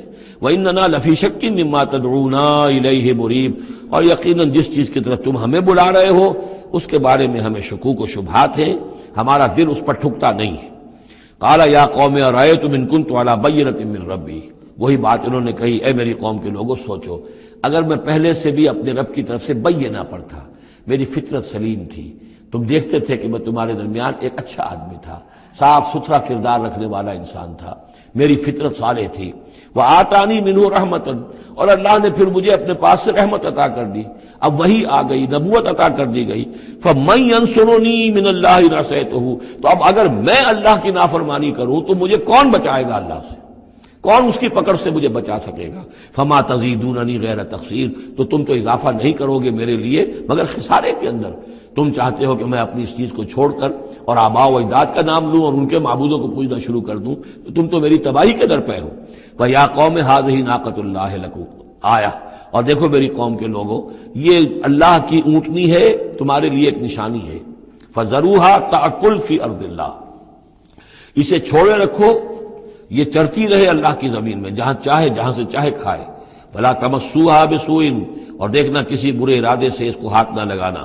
فَيَأْخُذَكُمْ عَذَابٌ قَرِيبٌ، تو پھر تمہیں آ پکڑے گا وہ عذاب کہ جو اب دور نہیں ہے، قریب ہی ہے۔ فَعَقَرُوهَا، تو انہوں نے اس کی کونچیں کاٹ ڈالی، اس کو ہلاک کر دیا۔ فَقَالَ تَمَتَّعُوا فِي دَارِكُمْ ثَلَاثَةَ أَيَّامٍ، حضرت صالح نے فرمایا کہ اچھا ٹھیک ہے، اب تم اپنے گھروں کے اندر جو بھی کھانا پینا ہے، رچنا بسنا ہے، تین دن تک رہ لو اور بس لو۔ ذالک وعد غیر مکذوب، یہ وہ وعدہ ہے کہ جو جھوٹا ثابت نہیں ہوگا۔ فلما جاء امرنا، تو جب ہمارا وہ فیصلہ آ گیا، ہماری بات آ گئی، ہمارا حکم پہنچ گیا، نجینا صالحا والذین آمنوا معه، ہم نے نجات دی صالح کو بھی اور ان لوگوں کو جو ان کے ساتھ ایمان لائے تھے، برحمت منا، اپنی خاص رحمت سے، ومن خزی یومئذ، اور اس دن کی رسوائی سے اللہ ہم نے انہیں بچا لیا۔ ان ربک هو القوی العزیز، یقیناً آپ کا پروردگار زور والا ہے، زبردست ہے۔ وَأَخَذَ الَّذِينَ ظَلَمُوا الصَّيْحَةُ، اور ان ظالموں کو، مشرکوں کو، کافروں کو پکڑ لیا ایک ہولناک آواز نے، ایک چنگھاڑ آئی۔ فَأَصْبَحُوا فِي دِيَارِهِمْ جَاثِمِينَ، تو وہ اپنے گھروں کے اندر اوندھے پڑے رہ گئے۔ كَأَن لَّمْ يَغْنَوْا فِيهَا، ایسے ہو گئے جیسے کبھی یہاں آباد تھے ہی نہیں، کبھی یہاں کوئی رہتا تھا ہی نہیں۔ أَلَا إِنَّ ثَمُودَ كَفَرُوا رَبَّهُمْ، آگاہ ہو جاؤ، سمود نے اپنے رب کا کفر کیا۔ الا بعدا لثمود، آگاہ ہو جاؤ، پھٹکار ہے سمود پر۔ وَلَقَدْ جَاءَتْ رُسُلُنَا بِإِبْرَاهِيمَ بِالْبُشْرَىٰ، اب یہاں حضرت ابراہیم کا ذکر آ رہا ہے۔ میں نے کہا تھا کہ 3 رسول پری ابراہمک، نوح، ہود، صالح۔ 3 رسول کو ہم کہہ سکتے ہیں پوسٹ ابراہمک، اگرچہ ان میں سے ایک جو ہیں وہ ہم عصر ہیں۔ حضرت لوط حضرت ابراہیم علیہ السلام ہی کے بھتیجے ہیں، انہی پر ایمان لائے تھے، ان کے ساتھ ہی انہوں نے ہجرت کی تھی۔ پھر ان کے بعد شعیب، وہ بھی حضرت نوح حضرت ابراہیم کی نسل سے ہیں۔ پھر جو بھی بنی اسرائیل تھے ان میں موسیٰ بھیجے گئے، وہ بھی حضرت ابراہیم کی نسل سے ہیں۔ آخری رسول محمد صلی اللہ علیہ وسلم وہ بھی ابراہیم کی نسل سے ہیں۔ لیکن یہ کہ ان میں سے 3 کا ذکر کرنے کے بعد اب ابراہیم کا ذکر ہو رہا ہے یہاں سورہ انعام میں۔ وہاں جو پہلا جوڑا تھا حضرت ابراہیم کا ذکر جو ہے وہ اس انباء الرسل میں سے بالکل نکال کر لے گئے تھے، اور وہ قصص النبیین کے انداز میں سورہ انعام میں آ گیا تھا۔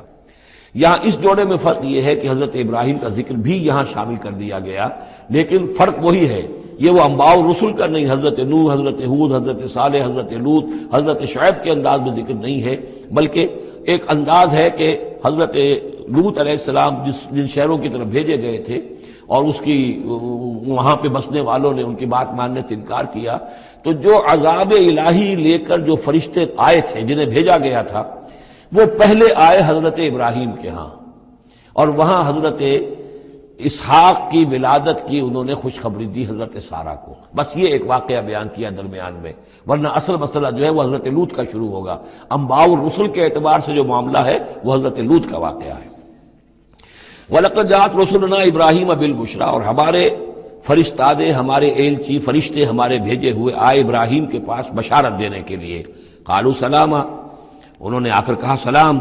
قال سلام، حضرت ابراہیم نے بھی سلام کا جواب سلام سے دیا۔ فما لبث ان جاء بعجل حنیذ، تو پھر ذرا بھی دیر نہ کی، فوراً گئے اور ایک تلا ہوا بچڑا ان کی ضیافت کے لیے لا کر سامنے رکھ دیا۔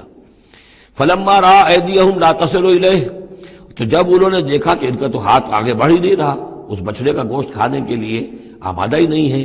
نکرہم، تو اب وہ کچھ کھٹکے دل میں کہ یہ ہیں کون. اس زمانے میں رواج یہ ہوتا تھا کہ دشمن جب آتے تھے کسی کو قتل کرنے کے لیے تو اس کا نمک نہیں چکھتے تھے. نمک خوار ہو جائیں گے تو پھر کیسے قتل کریں گے. تو ایک تو اندیشہ یہ ہوا کہ یہ کسی برے ارادے سے آئے ہیں جو میری یہ ضیافت قبول نہیں کر رہے. نکرہم واوجس منہم خیفہ، اور ان کے دل میں، حضرت ابراہیم کے دل میں ان کی طرف سے ایک خوف پیدا ہو گیا. قالوا لا تخف، انہوں نے کہا نہیں آپ ڈریے نہیں. انا ارسلنا الی قوم لوط، اصل میں تو اللہ کے ہم فرشتے ہیں، بھیجے گئے ہیں قوم لوط کی طرف. اب وہ آخری فیصلہ اس کا جو ہے وہ ہمیں چکانا ہے. وامرأتہ قائمۃ فضحکت، ادھر کہیں حضرت سارہ بھی پیچھے کہیں کھڑی ہوئی ہوں گی پردے کے پیچھے، وہ اس پر ہنس پڑی. مطلب یہ کہ حضرت ابراہیم کی جو حالت انہوں نے دیکھی کہ میرا شوہر خوفزدہ ہو گیا تھا تو اس کے اوپر کچھ ان کا معاملہ ہوا. فضحکت، وہ ہنسی. فبشرناہا باسحاق، تو ہم نے انہیں بشارت دی اسحاق کی، یعنی فرشتوں نے ان کو بشارت دی اسحاق کی. حضرت اسماعیل کی ولادت ہو چکی ہے لیکن حضرت اسماعیل کو تو حضرت ابراہیم جا کر چھوڑ آئے ہیں اور وہ تو مکے میں آباد ہیں. حضرت سارہ کی اولاد ہوئی نہیں تھی. اصل جو خاندانی بیوی تھی ان کی وہ تو حضرت سارہ تھی. حضرت ہاجرہ جو ہیں وہ تو بادشاہ مصر نے ان کی خدمت میں ان کو پیش کیا تھا، اسی لیے ان کو لونڈی بھی کہہ دیتے ہیں. یہ حالانکہ وہ شہزادی تھی، وہ بادشاہ کے ہاں شاہی خاندان کی خاتون تھی ہاجرہ سلام علیہا. لیکن یہ کہ یہ یہودی کہتے ہیں کہ وہ تو لونڈی تھی، کنیز تھی. تو چونکہ اولاد نہیں ہوئی تھی حضرت سارہ کے ہاں تو حضرت سارہ ہی نے کہہ کر پھر حضرت ابراہیم سے کہا تھا کہ آپ تعلق قائم کریں ہاجرہ سے، شاید اللہ تعالیٰ آپ کو ہاجرہ سے اولاد دے دے. لیکن جب وہ اولاد ہو گئی حضرت اسماعیل تو پھر وہ جو عورت کی ایک فطرت ہے اور مزاج ہے تو ان کے لیے کھلنے لگی یہ بات کہ مجھے اللہ نے اولاد نہیں دی. اب ظاہر بات ہے کہ حضرت ابراہیم کی توجہ زیادہ ہو گئی ہوگی حضرت ہاجرہ کی طرف، اپنے بیٹے کی طرف.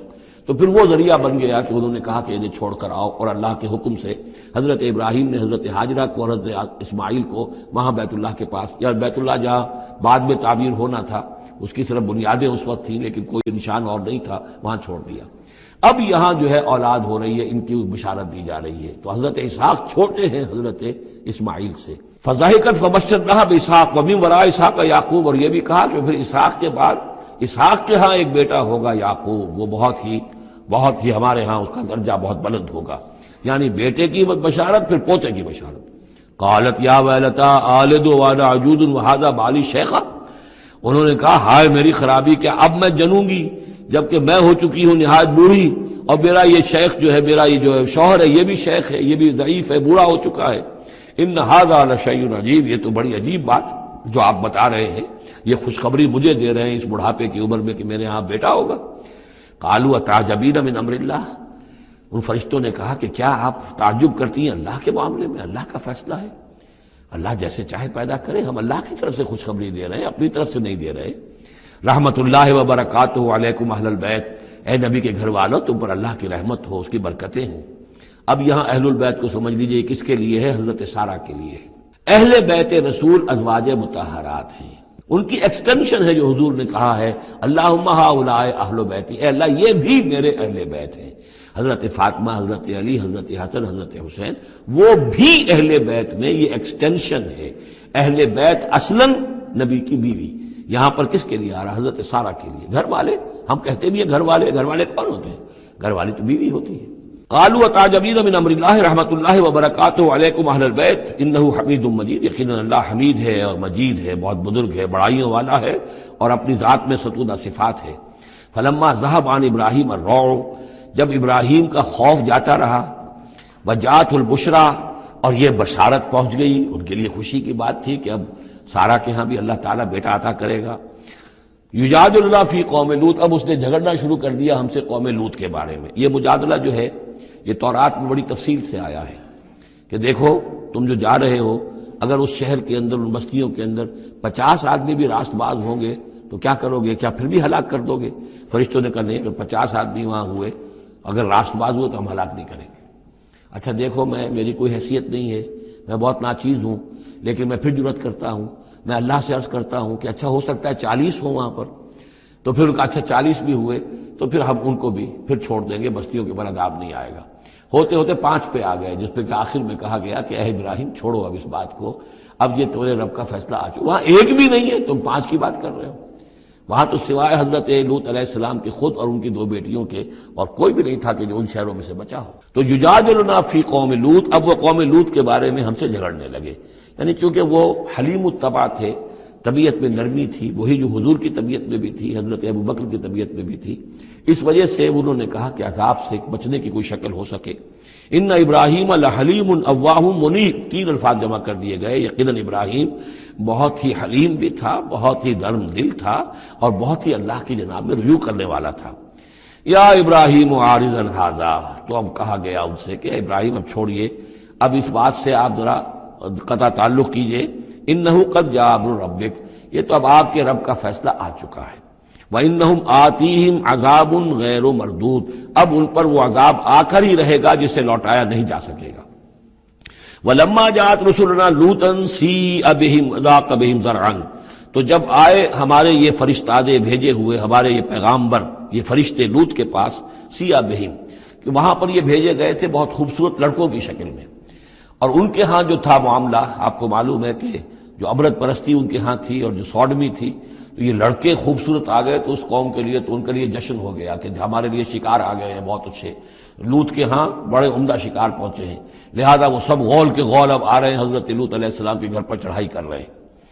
تو جب ہمارے یہ فرشتادہ، ہمارے یہ جو نوجوان لڑکوں کی شکل میں جن کو بھیجا گیا تھا فرشتوں کو، جب پہنچے حضرت لوط کے پاس، سِیءَ بِهِمْ، وہ ان کو دیکھ کر بہت غمگین ہوا کہ یہ بڑا میرے لیے، وَضَاقَ بِهِمْ ذَرْعًا، ان کا دل بڑا تنگ ہوا، وَقَالَ هَذَا يَوْمٌ عَصِیبٌ، اور انہوں نے کہا یہ تو میرے لیے بڑا سختی کا دن آ گیا ہے، میرے پاس اتنی طاقت نہیں ہے کہ میں ان بدبختوں کا مقابلہ کر سکوں، اپنے ان مہمانوں کو ان کی دست برد سے میں بچا سکوں۔ اور وہ لوگ جو ہیں وہ جانتے تھے جس قسم کی خبیث ان کی تباہی ہو چکی تھی کہ وہ کسی اپیل اور کسی دلیل سے باز آنے والے نہیں ہیں، تو اس سے ان کے دل کے اندر جو ہے وہ ایک عجیب کیفیت پیدا ہوئی۔ سِیءَ بِهِمْ وَضَاقَ بِهِمْ ذَرْعًا وَقَالَ هَذَا يَوْمٌ عَصِیبٌ وَجَاءَهُ قَوْمُهُ يُهْرَعُونَ إِلَیْهِ، اور اب آئی اس کی قوم اس کے پاس والہانہ دوڑتی ہوئی، بڑے خوشی سے ناچتے ہوئے آ رہے ہیں کہ آج تو ہمارے لیے جو ہے وہ بہت ہی عمدہ شکار پہنچ گیا ہے۔ وَمِن قَبْلُ كَانُوا يَعْمَلُونَ السَّیِّئَاتِ، اور وہ پہلے ہی سے ان گندے کاموں کے اندر ملوث تھے۔ قَالَ يَا قَوْمِ هَؤُلَاءِ بَنَاتِي هُنَّ أَطْهَرُ لَكُمْ، حضرت لوط نے فرمایا کہ دیکھو میری قوم کے لوگوں، میری بیٹیاں موجود ہیں، وہ تمہارے لیے بہت پاکیزہ ہیں۔ اس کے 2 معنی کیے گئے، ایک تو یہ کہ بیٹیوں سے مراد ہے کہ جو تمہاری بیویاں ہیں وہ میری بیٹیوں کے مانند ہیں۔ نبی جو ہوتا ہے وہ گویا کہ قوم کے لیے والد کی جگہ ہے، جیسے کہ قرآن مجید میں وَأَزْوَاجُهُ أُمَّهَاتُهُمْ، حضور کی تمام ازواج جو ہیں وہ پوری امت کے لیے ماؤں کے درجے میں ہیں، تو گویا کہ میری بیٹیاں ہیں، اللہ نے تمہارے لیے ان کو پیدا کیا ہے، تمہارے لیے جوڑا بنایا ہے، وہ پاک جو ہے تمہارے لیے راستہ، اپنی شہوت کی کے تقاضے کو پورا کرنے کے لیے صحیح راستہ اس کو چھوڑ کر، اور یہ بھی ہو سکتا ہے کہ انہوں نے اپنی بیٹیوں ہی کو پیش کیا ہو کہ تمہیں اگر کرنا ہی ہے تو نکاح کر لو، میں اپنی بیٹیاں تمہیں نکاح میں دینے کو تیار ہوں، لیکن میرے جو یہ مہمان ہیں ان کے بارے میں مجھے رسوا نہ کرو۔ قال یا قوم هؤلاء بناتی هن اطہر لکم فاتقوا اللہ ولا تخزون فی ضیفی، تو اللہ کا خوف کرو اور دیکھو مجھے میرے مہمانوں کے معاملے میں رسوا مت کرو۔ الیس منکم رجل رشید، کیا تم میں کوئی ایک آدمی بھی شریف اور کوئی ایک آدمی بھی نیک چلن نہیں رہا؟ یعنی کوئی تو تم میں سے ایسا نکل آتا جو میرا ساتھ دیتا، جو میری ہاں میں ہاں ملاتا، تم میں تو معلوم ہوتا ہے کہ کوئی ایک شخص بھی شریف النفس باقی نہیں رہا۔ قالوا لقد علمت ما لنا فی بناتک من حق، انہوں نے کہا کہ اے لوط تمہیں خوب معلوم ہے تمہاری بیٹیوں پر ہمارا کوئی حق نہیں ہے۔ اس سے معلوم ہوتا ہے وہ دوسری ہی بات ہی زیادہ راجح ہے۔ وَإِنَّكَ لَتَعْلَمُ مَا نُرِيدُ، اور تم خوب جانتے جو ہم چاہتے ہیں، یعنی باتیں مت بناؤ، ہماری توجہ جو ہے ادھر ادھر لے جانے کی کوشش نہ کرو، تم جانتے ہو ہم جو چاہتے ہیں، جس کے لیے ہم حاضر ہوئے ہیں، جس کے لیے ہم پہنچے ہیں۔ قَالَ لَوْ أَنَّ لِي بِكُمْ قُوَّةً، انہوں نے کہا کاش کہ میرے پاس تمہارے مقابلے کے لیے کوئی طاقت ہوتی، او آوی الی رکن شدید، یا میں کوئی قلعہ ایسا ہوتا جس میں مضبوط میں جا کر پناہ لے لیتا اور تم سے اپنے آپ کو اور اپنے مہمانوں کو بچا لیتا۔ یہاں ہے اصل میں حضور صلی اللہ علیہ وسلم کی ایک حدیث میں الفاظ آئے ہیں، یرحم اللہ لوطا لقد کان یاوی الی رکن شدید، اللہ تعالیٰ رحم فرمائے لوط پر، وہ ایک مضبوط قلعے میں تھے، اللہ تعالیٰ کی حفاظت تو انہیں حاصل تھی، لیکن یہ کہ اس وقت جو صورت بن گئی تھی ان کے لیے، جیسے جب جادوگروں نے جو اپنے انچر پھینکے تھے اور وہ بھی بن گئے تھے فرعون کے دربار میں، وہ بھی شکل اختیار کر لی تھی انہوں نے سانپوں کی، تو حضرت موسیٰ پر بھی وقتی طور پر خوف طاری ہو گیا تھا۔ تو بدبنائے طبع بشری خوف کا ہو جانا یہ کوئی نبوت کی عصمت کے منافی نہیں ہے۔ تو یہاں پر بھی اللہ تعالیٰ کی حفاظت تھی، اور جیسا کہ آیا فرشتوں نے پھر ذرا سا ایک ہاتھ ہلایا اور سب کے سب اندھے ہو گئے۔ وہ اس طرح کا معاملہ تفاصیل تورات میں ہے۔ قال لو ان لی بکم، لیکن جو حسرت کی کیفیت تھی اور جس طرح ضیق میں ان کی جان اس وقت آئی تھی، اس کا تصور کیجئے، کاش کہ میرے پاس تمہارے مقابلے کے لیے طاقت ہوتی، او آوی الی رکن شدید، یا کوئی ایسا ہوتا مضبوط مستحکم قلعہ جس میں جا کر میں پناہ لے لیتا۔ قالوا یا لوط انا رسول ربک، ان فرشتوں نے کہا اے لوط گھبرائیں نہیں، ہم آپ کے رب کے پیغامبر ہیں، بھیجے ہوئے ہیں، لن یصلوا الیک، یہ آپ تک پہنچ ہی نہیں پائیں گے، آپ کو کوئی گردن نہیں پہنچا سکیں گے، آپ بالکل اطمینان رکھیں۔ فَأَسْرِ بِأَهْلِكَ بِقِطْعٍ مِّنَ اللَّيْلِ، اور ابھی رات کا ایک حصہ جو باقی ہے اس میں آپ اپنے اہل کو لے کر، اپنے گھر والوں کو لے کر نکل جائیے اس بستی سے۔ وَلَا يَلْتَفِتْ مِنْكُمْ أَحَدٌ، اور کوئی بھی آپ میں سے پیچھے نہ دیکھے، پیچھے توجہ نہ کرے، پیچھے کی طرف کوئی خیال نہ آئے کہ ہمارے دوست تھے اور ہمارے یہ تھے اور ہمارے عزیز تھے، إِلَّا امْرَأَتَكَ، اور آپ کی بیوی بھی ساتھ نہیں جائے گی، وہ بھی یہیں رہے گی۔ یہ دو بیویاں ہیں جلیل القدر پیغمبروں کی، جن کا ذکر پھر آئے گا بڑی وضاحت کے ساتھ سورہ تحریم میں۔ ایک حضرت نوح علیہ السلام کی بیوی اور ایک حضرت لوط کی بیوی، کہ یہ اگرچہ کہ کانتا تحت عبدین من عبادنا صالحین فخانتاہما فلم یغنیا عنہما من اللہ شیئا، اگرچہ وہ ہمارے دو بہت ہی نیک اور بہت ہی برگزیدہ بندوں کے تحت تھیں، ان کے گھروں میں آباد تھیں، لیکن یہ کہ انہوں نے خیانت کی، اور اس کے نتیجے میں یہ ہے کہ پھر وہ اللہ تعالیٰ کے عذاب سے ان کے شوہر انہیں بچا نہیں سکے، نہ حضرت نوح بچا سکے اپنی اس بیوی کو، اور نہ حضرت لوط بچا سکے اپنی اس بیوی کو۔ الا امرأتک، سوائے آپ کی بیوی کے، انہ مصیبھا ما اصابہم، اس کے اوپر تو وہی مصیبت آ کر رہنی ہے جو ان سب پر آنی ہے۔ ان موعدہم الصبح، اور دیکھیے ان کے وعدے کا وقت صبح کا ہے، صبح کو وہ عذاب آ جائے گا۔ الیس الصبح بقریب، کیا صبح قریب نہیں ہے؟ یعنی اب جلدی کیجئے، اب آپ فوری طور پر یہاں سے اپنی بچیوں کو لے کر نکل جائیے۔ فلما جاء امرنا جعلنا عالیہا سافلہا، جب ہمارا حکم آ پہنچا ہم نے اس کے اونچے کو نیچا کر دیا، یعنی کسی بستی کو تلپٹ کیا جائے تو چھت نیچے ہو جائے گی اور جو بنیادیں اوپر آ جائیں گی، عالیہا سافلہا، الٹ کر رکھ دیا بستیوں کو۔ وامطرنا علیہا حجارۃ من سجیل، اور مزید ان کے اوپر ہم نے بارش برسائی کنکروں کی، پتھروں کی، یعنی یہ کہ ایک طرف تو یہ کہ کچھ زلزلہ آیا یا کچھ اور زمین میں دھماکہ ہوا، ایکسپلوژن ہوا جس سے وہ بستیاں الٹ گئیں، اور اس کے بعد یہ ہے کہ آسمان سے پھر بارش ہوئی ہے ان پر سجیل۔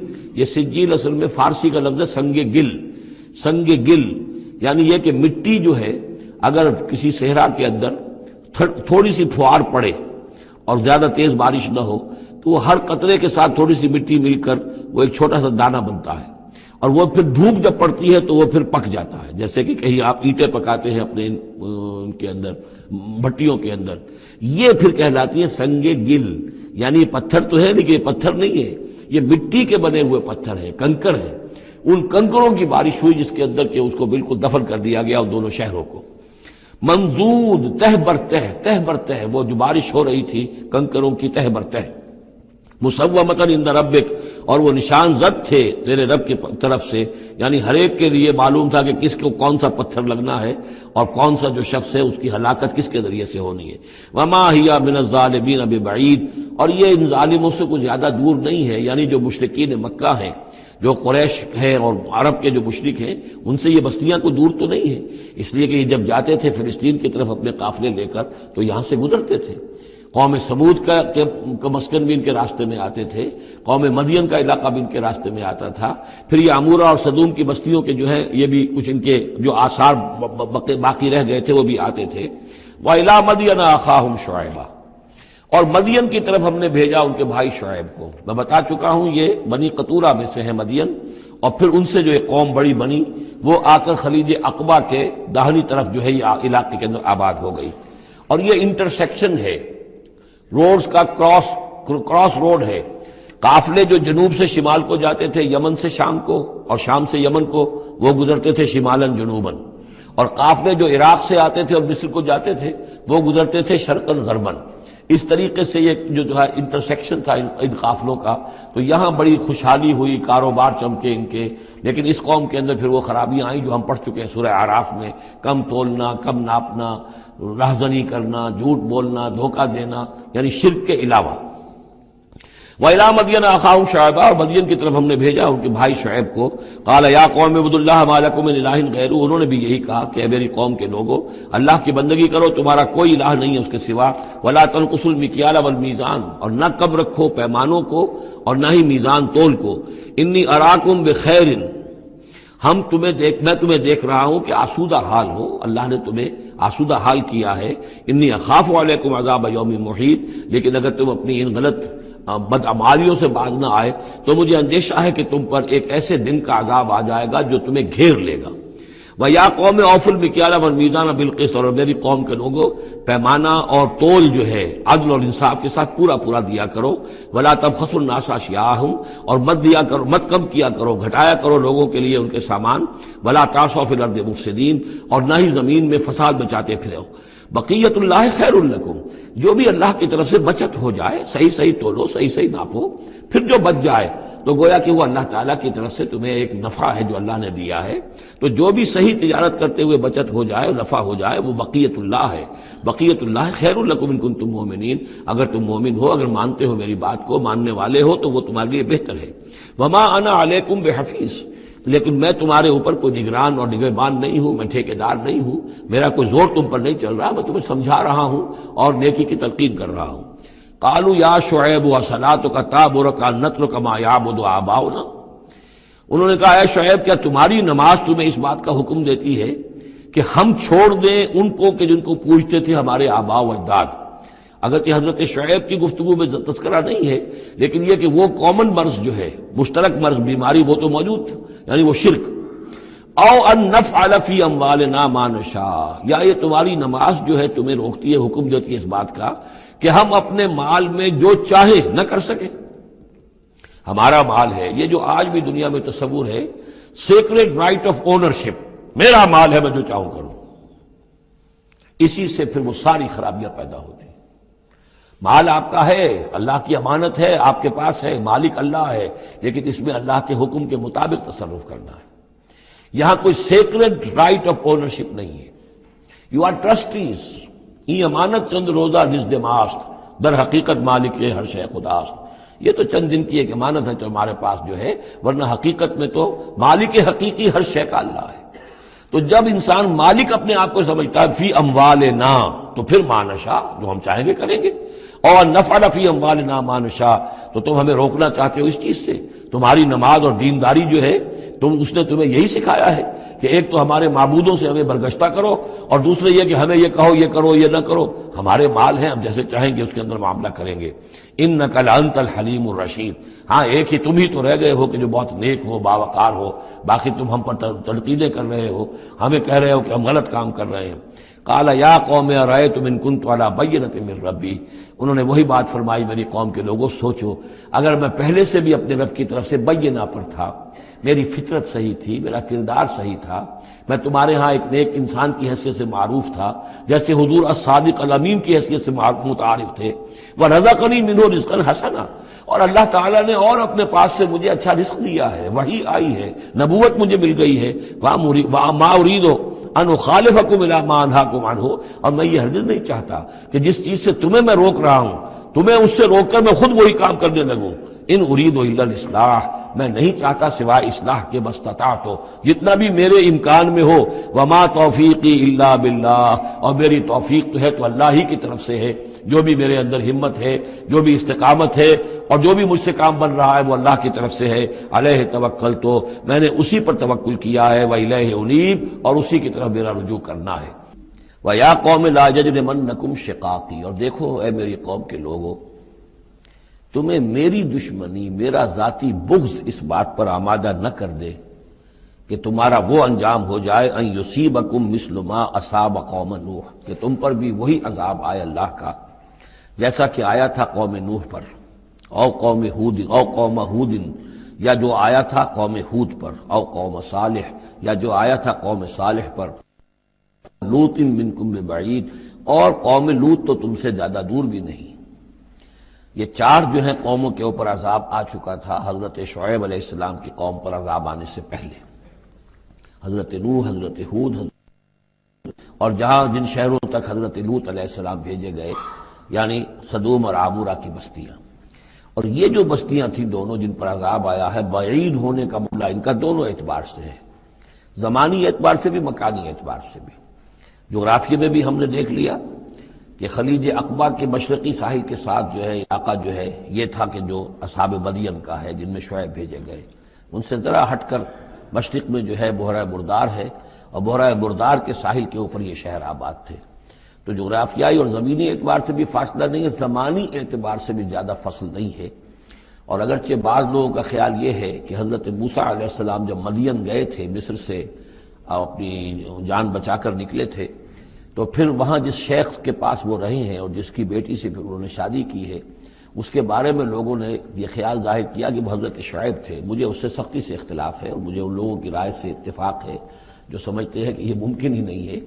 حضرت شعیب کی قوم کے اوپر جو عذاب آ چکا تھا، اس کے بعد جو لوگ بچے کھچے وہاں آباد تھے، ان میں کوئی نیک آدمی تھا کہ جس کے پاس حضرت موسیٰ علیہ السلام کا جانا ہوا ہے.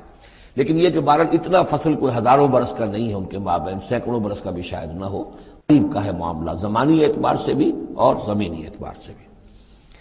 اب جو نقطہ اس میں اہم ہے وہ یہ ہے کہ بسا اوقات کسی شخص کو کسی داعی حق سے ذاتی پرخاش ہوتی ہے، کوئی ذاتی بغض ہے، کوئی ذاتی دشمنی ہے، کسی سبب سے ہے، اس کے نفسیاتی اسباب ہو سکتے ہیں اور بہت سے اسباب ہو سکتے ہیں، اور صرف ایک ذاتی پرخاش کی وجہ سے وہ اس کی دعوت کو رد کرتا ہے، اس کی مخالفت پر کمر بستہ ہو جاتا ہے، اس کی دشمنی اختیار کرتا ہے. نتیجہ کیا ہے؟ اس کا کچھ نہیں بگاڑتا، اپنے آپ کو برباد کر لیتا ہے، اپنی تباہی کو دعوت دیتا ہے. تو اے میری قوم کے لوگوں، میری ضدم زدہ میں تم کہیں اس انجام سے دو چار نہ ہو جانا. ایسا نہ ہو کہ میرا بغض اور میری عداوت جو ہے وَيَا قَوْمِ لَا يَجْرِمَنَّكُمْ شِقَاقِي أَن يُصِيبَكُم مِّثْلُ مَا أَصَابَ قَوْمَ نُوحٍ أَوْ قَوْمَ هُودٍ أَوْ قَوْمَ صَالِحٍ وَمَا قَوْمُ لُوطٍ مِّنكُم بِبَعِيدٍ وَاسْتَغْفِرُوا رَبَّكُمْ. اور دیکھو استغفار کرو اپنے رب سے، ثُمَّ تُوبُوا إِلَيْهِ، پھر اس کی طرف رجوع کرو، اس کی طرف آگے بڑھو، اس کی اطاعت کرو، اس کی فرمانبرداری کرو. ان ربی رحیم ودود، یقیناً میرا رب رحیم بھی ہے، ودود بھی ہے، محبت فرمانے والا ہے. قال یا شعیب ما نفقہ کثیرا مما تقول، انہوں نے کہا کہ اے شعیب تم جو کچھ کہتے ہو اس کی اکثر بات تو ہماری سمجھ میں نہیں آتی، کیا کہہ رہے ہو تم؟ یعنی یہ کہ ذہنوں کے سانچے اتنے بگڑ گئے ہوتے ہیں کہ سیدھی بات ان میں فٹ بیٹھتی نہیں. ما نفقہ کثیرا مما تقول وإنا لنراک فینا ضعیفا، ہم تو یہ دیکھ رہے ہیں کہ تم ہمارے اندر کوئی طاقتور آدمی نہیں ہو، کمزور سے آدمی ہو. ہم تو دیکھتے ہیں کہ تمہارے پاس کوئی قوت نہیں ہے. لولا رہتک، اگر نہ ہوتا تمہارا خاندان، لرجمناک، تو ہم تجھے کبھی کا جو سنسار کر چکے ہوتے. اب یہ بات بہت اہم ہے اس وقت. اصل میں یہ جو صورتیں مکی نازل ہو رہی ہیں، جو حضور کی دعوت اور تحریک جس دور سے گزر رہی تھی اور جو کچھ ہو رہا تھا، وہ اس کا ایک عکس سابقہ انبیاء اور رسل کے حالات میں بھی جو ہے تو وہ اسی دور کی مناسبت سے وہی باتیں نمایاں کی جاتی ہیں. یعنی جو تکرار ہوئی ہے ان رسولوں کے حالات کی، وہ تکرار محض نہیں ہے، بلکہ ہر جگہ پر جس دور میں وہ صورت نازل ہو رہی ہے جن میں ان کا تذکرہ ہو رہا ہے، اس دور میں جو خاص مسائل ہیں کہ جو درپیش ہیں محمد الرسول اللہ صلی اللہ علیہ وسلم اور آپ کے صحابہ کو، تو ان کے مناسبت سے جو ہدایت ہے، دل جوئی ہے، مسلمانوں کے لیے رہنمائی ہے، وہ حصہ ان رسولوں کی تعلیمات اور تاریخ کا بیان کیا جاتا ہے.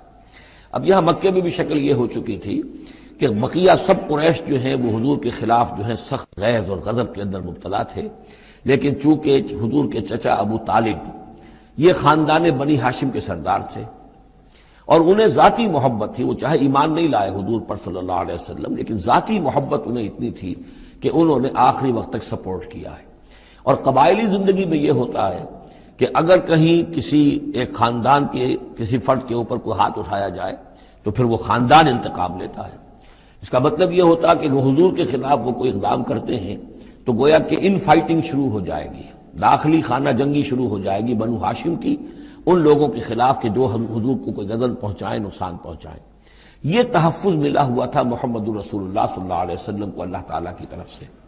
اگر خدا نہ خواستہ ابو لہب ہوتا اس سردار، تو کبھی کا حضور کے خلاف کوئی نہ کوئی اقدام وہ کر چکے ہوتے، لیکن چونکہ خاندان بنی ہاشم کی سرداری اس وقت تھی ابو طالب کے پاس، اور انہیں دلچسپی تھی اور محبت تھی، شفقت تھی حضور کے ساتھ، بلکہ کچھ عرصہ جو ہے حضور ان کے سائے عاطفت کے اندر انہوں نے گزارا بھی تھا۔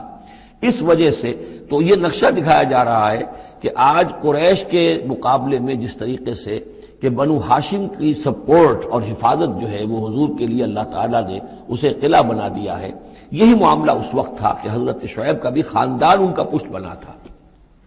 وَلَوْلَا رَحْتُكَ، اگر تمہارا خاندان تمہارا پشت بنا نہ ہوتا اور تمہارا ساتھ نہ دے رہا ہوتا، لَرَجَمْنَاكَ، ہم کبھی کہ تمہیں سنسار کر چکے ہوتے۔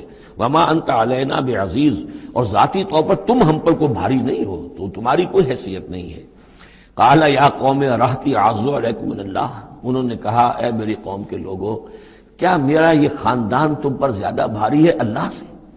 میرا پشت بنا تو حقیقتاً اللہ ہے، تم اللہ سے نہیں ڈرتے، میرے خاندان سے ڈرتے ہو۔ اَرَحْتِي أَعَزُّ عَلَيْكُم مِّنَ اللَّهِ وَاتَّخَذْتُمُوهُمْ وَرَاءَكُمْ ظِهْرِيًّا، اللہ کو تو تم نے اپنی پیٹھوں کے پیچھے پھینکا ہوا ہے، بھلایا ہوا ہے۔ یہ بھی بہت ہی اہم نفسیاتی نکتہ ہے۔ ہوتا یہ ہے کہ ہم دنیا میں ایسے مگن رہتے ہیں کہ اللہ کو ماننے کا عقیدہ تو ہے، لیکن اللہ مستحضر نہیں رہتا، یاد نہیں رہتا۔ یہ ہمارا پورا دنیا کا کاروبار چل رہا ہے، کاز اینڈ ایفیکٹ، علل ہیں، اسباب ہیں، ان کے نتائج نکل جاتے ہیں۔ تو جو کاز اینڈ ایفیکٹ کا جو سلسلہ چل رہا ہے، ہم اس میں اتنے گم ہوتے ہیں کہ مسبب الاسباب جو ہے وہ نگاہوں کے سامنے رہتا ہی نہیں۔ یا یہ کہ ہم اپنے کاموں میں اتنے مشغول ہیں، اپنے کام و دہن کی لذت جو ہے وہی ہمیں جو ہے کوئی فرصت نہیں لینے دیتی، یا یہ کہ بنیادی ضروریات جو ہے وہی ہمیں جو ہے اب کوئی فارغ نہیں ہونے دیتی، لہذا ہم گم ہو جاتے ہیں۔ کافر کی یہ پہچان کہ آفاق میں گم ہے، اور مومن کی یہ پہچان کہ گم اس میں ہے آفاق۔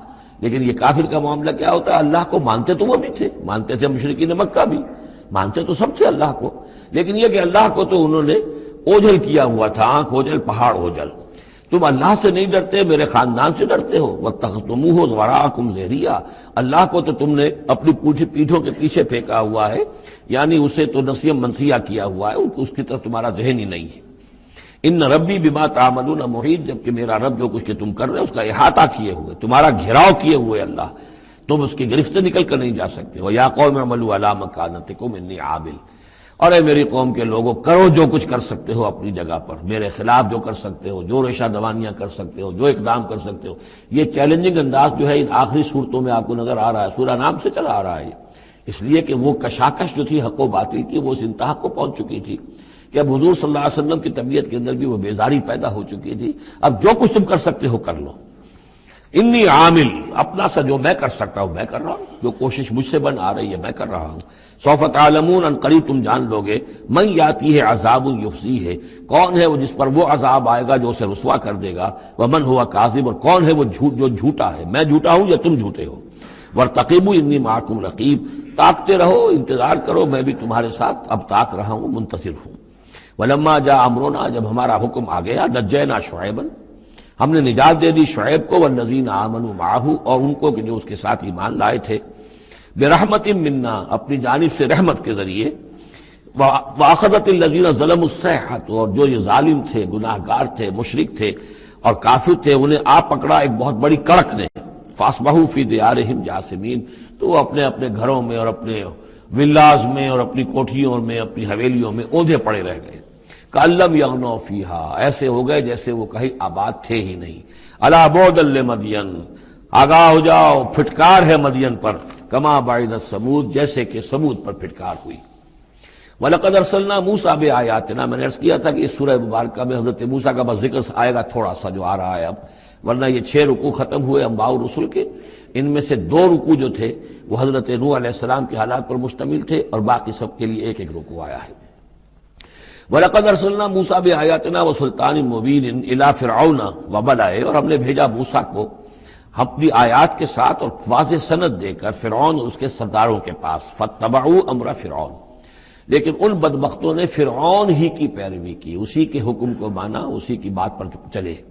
وَمَا أَمْرُ فِرْعَوْنَ بِرَشِيدٍ، حالانکہ وہ فرعون کا معاملہ جو ہے وہ کوئی کامیابی والی راہ نہیں تھی، ہدایت والی راہ نہیں تھی۔ یقدم قومہ یوم القیامہ، اب قیامت کے دن وہ آئے گا آگے آگے چلتا ہوا، اپنی قوم کی قیادت کرتے ہوئے آئے گا، آگے آگے آئے گا۔ یوم القیامت، پیچھے پیچھے اس کی قوم آ رہی ہوگی، فَأَوْرَدَهُمُ النَّارَ، اور پھر وہ لا کر آگ کے گھاٹ پر انہیں اتار دے گا، جہنم تک پہنچا دے گا۔ وَبِئْسَ الْوِرْدُ الْمَوْرُودُ، اور وہ بہت ہی برا گھاٹ ہے جس پر اترا جائے۔ جیسے کوئی پانی پینے کے لیے جانور آتے ہیں، ان کا کوئی سردار جو ہے وہ آگے آگے آ رہا ہو، سب گھاٹ پر وہ اپنے پھر پورے قافلے کو لے آتا ہے، اسی طریقے سے یہ جہنم کے گھاٹ پر، اس آگ کے گھاٹ پر لا اتارے گا فرعون اپنی قوم کو۔ وَأُتْبِعُوا فِي هَٰذِهِ لَعْنَةً، اور اس دنیا میں بھی ان پر لعنت جو ہے ان کے پیچھے لگا دی گئی، وَيَوْمَ الْقِيَامَةِ، اور قیامت کے دن بھی بِئْسَ الرِّفْدُ الْمَرْفُودُ، برا ہے وہ انعام جو ان کو ملنے والا ہے۔ ذَلِكَ مِنْ أَنْبَاءِ الْقُرَىٰ، یہ ہیں ان بڑی بڑی بستیوں اور بڑے ملکوں کے اہم خبریں، نَقُصُّهَا عَلَيْكَ، جو کہ ہم آپ کو سنا رہے ہیں، بیان کر رہے ہیں آپ پر۔ منہا قائم و حسید، ان میں سے ایسی بھی ہیں جو ابھی قائم ہیں، موجود ہیں، اور ایسی بھی ہیں کہ جو بالکل ختم ہو گئی، معدوم ہو گئی۔ حسید کا لفظ اصل میں آتا ہے کھیتی کے لیے، جبکہ فصل کاٹ دی جائے، فصل کٹ گئی ہو تو جو منظر نظر آتا ہے وہاں پر جو ویرانی ہوتی ہے۔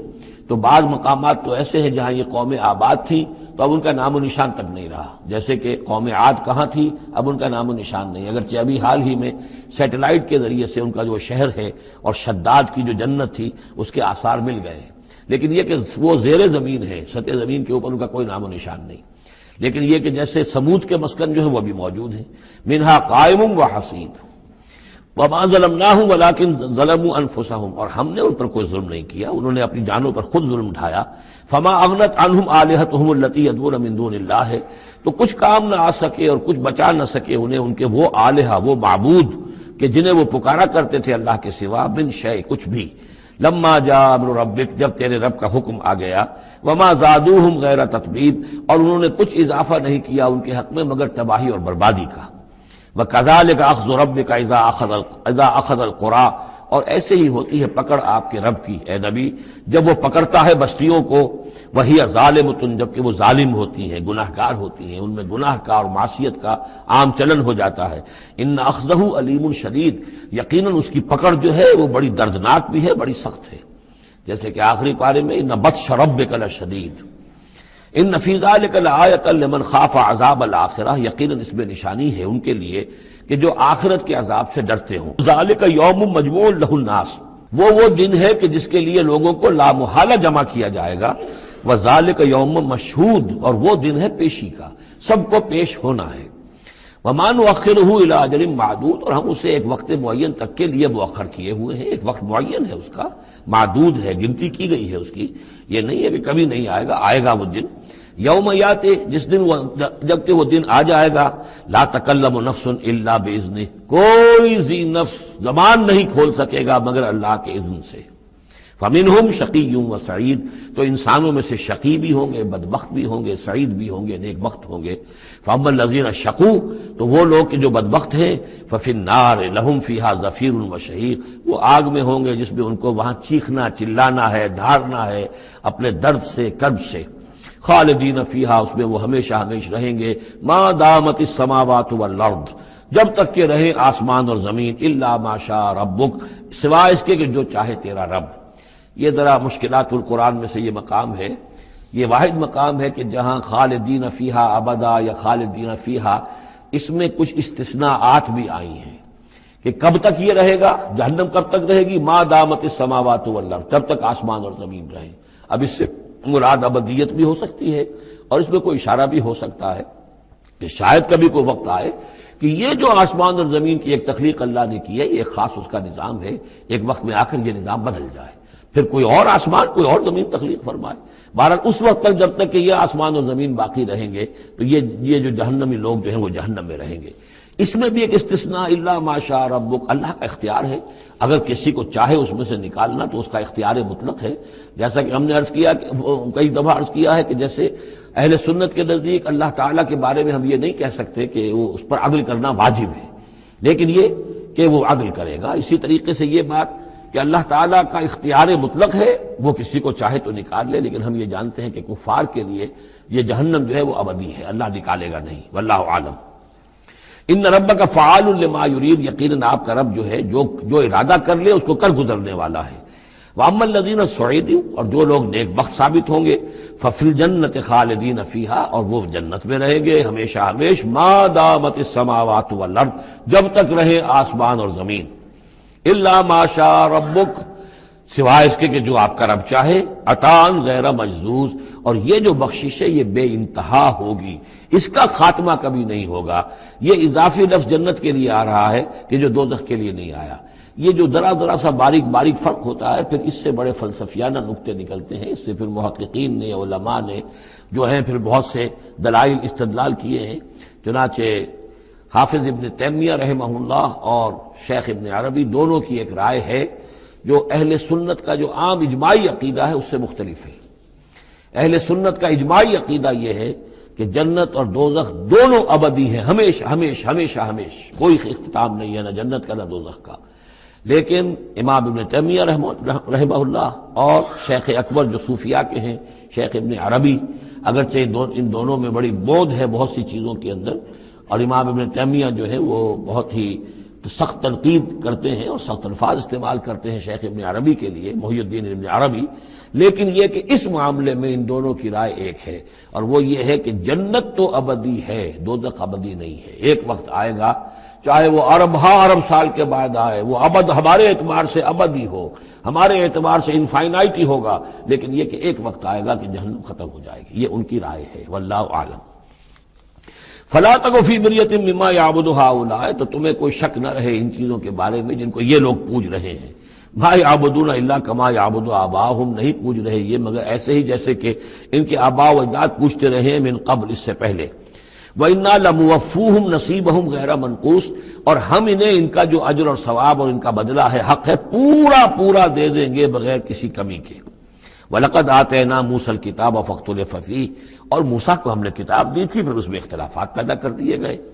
وَلَوْلَا كَلِمَةٌ سَبَقَتْ مِنْ رَبِّكَ لَقُضِيَ بَيْنَهُمْ، اور اگر نہ ہوتی ایک بات تیرے رب کی پہلے ہی سے طے، یعنی ایک مدت اور جو ہے اللہ کی طرف سے معین ہے، تو ان کے مابین فیصلہ کر دیا جاتا۔ وَإِنَّهُمْ لَفِي شَكٍّ مِّنْهُ مُرِيبٍ، اور اب تو حقیقت میں یہ لوگ جو ہے وہ تورات اس کتاب کے بارے میں کچھ شکوک و شبہات میں مبتلا ہو گئے۔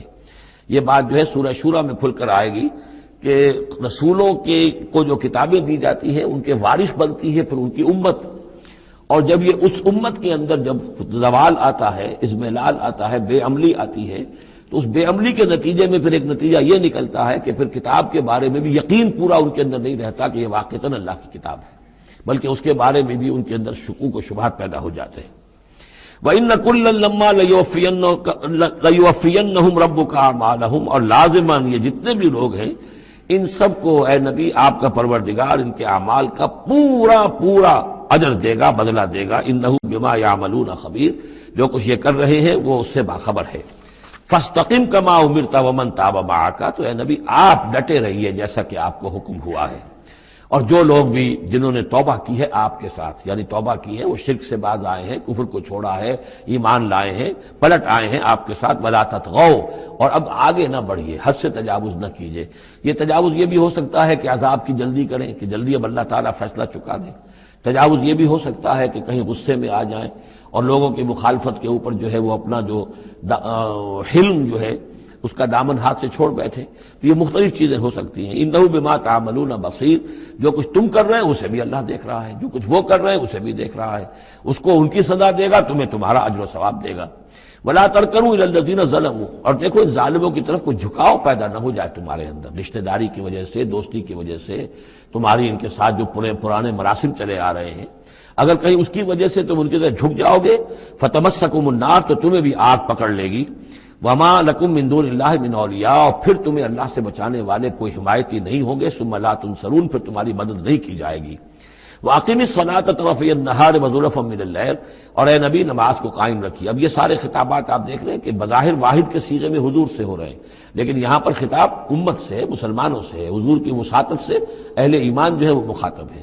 نماز قائم رکھو، دن کے دونوں طرف، فجر ہے ادھر مغرب ہے یا عصر ہے، یہ نہار کا دو طرف جو ہے وہ تو فجر اور عصر شمار ہوں گے۔ وَزُلَفًا مِنَ اللَّيْلِ، اور کچھ ٹکڑے رات کے، اب مغرب عشاء کو بھی ہم شمار کر سکتے ہیں رات میں، تو اس طریقے سے یہ مختلف، شروع میں جیسے اوقات آئے ہیں تو ان میں ابھی پوری طریقے سے 5 نمازوں کا نظام نہیں تھا، وہ تو سن 11 نبوی میں جبکہ یہ معراج ہوئی ہے اس وقت پھر 5 نمازوں کا نظام آیا ہے، ورنہ پورے مکی دور کے 10 برس بلکہ 10.5 برس تک وہ نمازوں کا نظام ایسا ہی تھا کہ کبھی صبح شام کی بات کہہ دی ہے، صبح و شام کرو، اور یا یہ کہ سورہ بنی اسرائیل میں بھی ایک بات آ جائے گی، وہ وہاں پڑھیں گے۔ وَأَقِمِ الصَّلَاةَ طَرَفَيَ النَّهَارِ وَزُلَفًا مِنَ اللَّيْلِ إِنَّ الْحَسَنَاتِ يُذْهِبْنَ السَّيِّئَاتِ، یقیناً نیکیاں بدیوں کو دور کر دیتی ہیں۔ ذَلِكَ ذِكْرَىٰ لِلذَّاكِرِينَ، اور یہ یاد دہانی ہے یاد رکھنے والوں کے لیے۔ وَاصْبِرْ فَإِنَّ اللَّهَ لَا يُضِيعُ أَجْرَ الْمُحْسِنِينَ، اور صبر کیجئے، اور اللہ تعالیٰ محسنین کا، نیکی کرنے والوں کے صبر کو ضائع نہیں کرتا۔ فلولا کان من القرون من قبلکم اولو بقیۃ، تو کیوں نہ ایسا ہوا کہ ہوتے ان قوموں میں جو تم سے پہلے تھیں ایسے اولو بقیہ ہوتے، ایسے حق کے علمبردار ہوتے، ینہون عن الفساد فی الارض، کہ جو لوگوں کو اپنی اپنی قوموں کو روکتے رہتے زمین میں فساد مچانے سے، الا قلیلا ممن انجینا منہم، سوائے اس کے کہ کچھ کم ہوئے، بہت تھوڑے لوگ ہوئے جن میں سے کہ ہم نے بچا لیا۔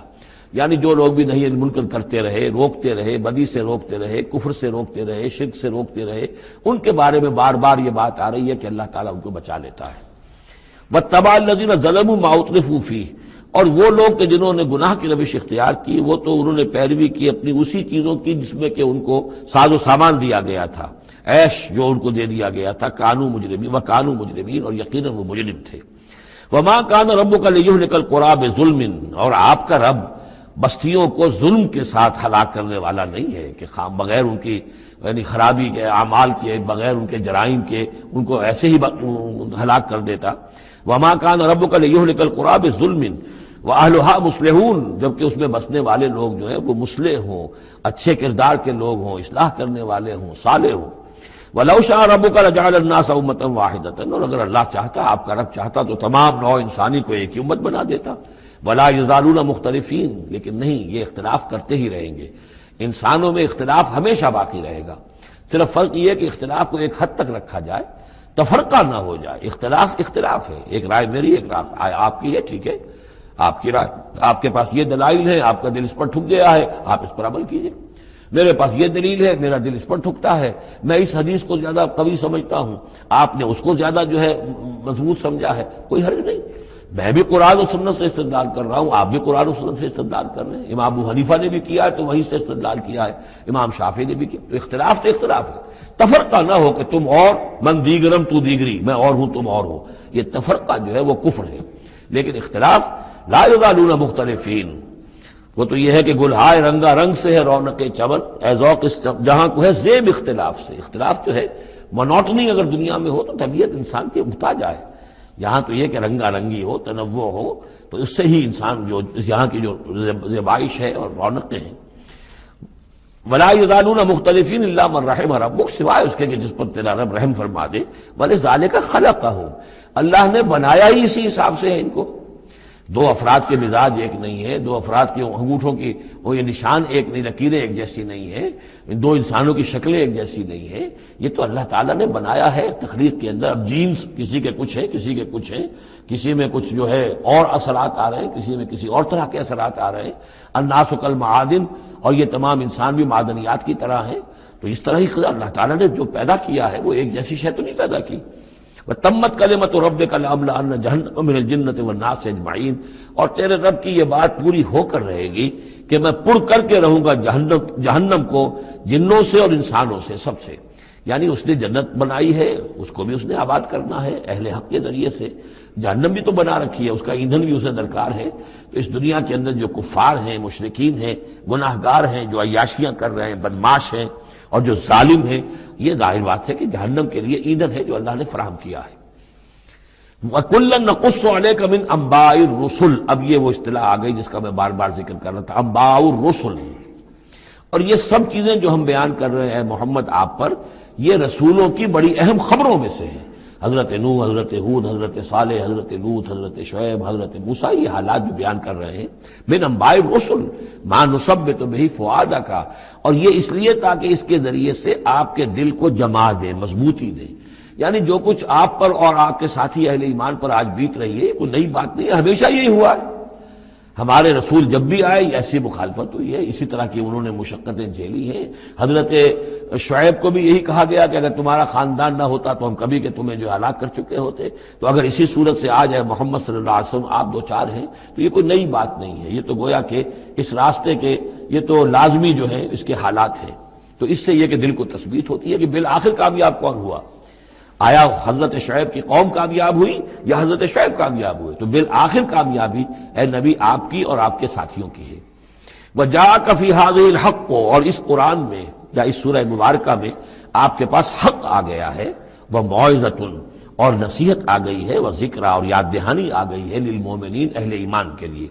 وَقُلْ لِلَّذِينَ لَا يُؤْمِنُونَ، اور کہہ دیجئے ان لوگوں سے جو ایمان نہیں رکھتے، اعملوا علی مکانتکم، کر لو اپنے مقام پر جو کچھ کر سکتے ہو، اب کوئی اختلاف، کوئی بھی اپنا دقیقہ فروگزاشت نہ رکھو، میری مخالفت میں، میری جو بھی تم دشمنی میں کر سکتے ہو کر گزرو، انا عاملون، ہم بھی اب کر رہے ہیں جو کچھ ہم کر سکتے ہیں، وانتظروا انا منتظرون، تم بھی انتظار کرو کہ اللہ تعالیٰ کیا فیصلہ سناتا ہے اور آخری بات کیا آتی ہے، اور ہم بھی منتظر ہیں۔ وَلِلَّهِ غیب السماوات والارض، اور اللہ ہی کے لیے ہے آسمانوں اور زمین کا تمام چھپی باتیں اور تمام چھپے خزانے۔ وَإِلَيْهِ يُرْجَعُ الْأَمْرُ كُلُّهُ، اور کل کا کل معاملہ بالآخر اسی کی جانب لوٹا دیا جائے گا۔ فَاعْبُدْهُ، بس اسی کی بندگی اور پرستش کیجئے، وَتَوَكَّلْ عَلَيْهِ، اور اسی پر توکل کیجئے، آپ کا اعتماد اور بھروسہ اسی کی ذات پر ہو۔ وَمَا رَبُّكَ بِغَافِلٍ عَمَّا تَعْمَلُونَ، اور یقیناً آپ کا رب غافل نہیں ہے اس سے کہ جو آپ کر رہے ہیں۔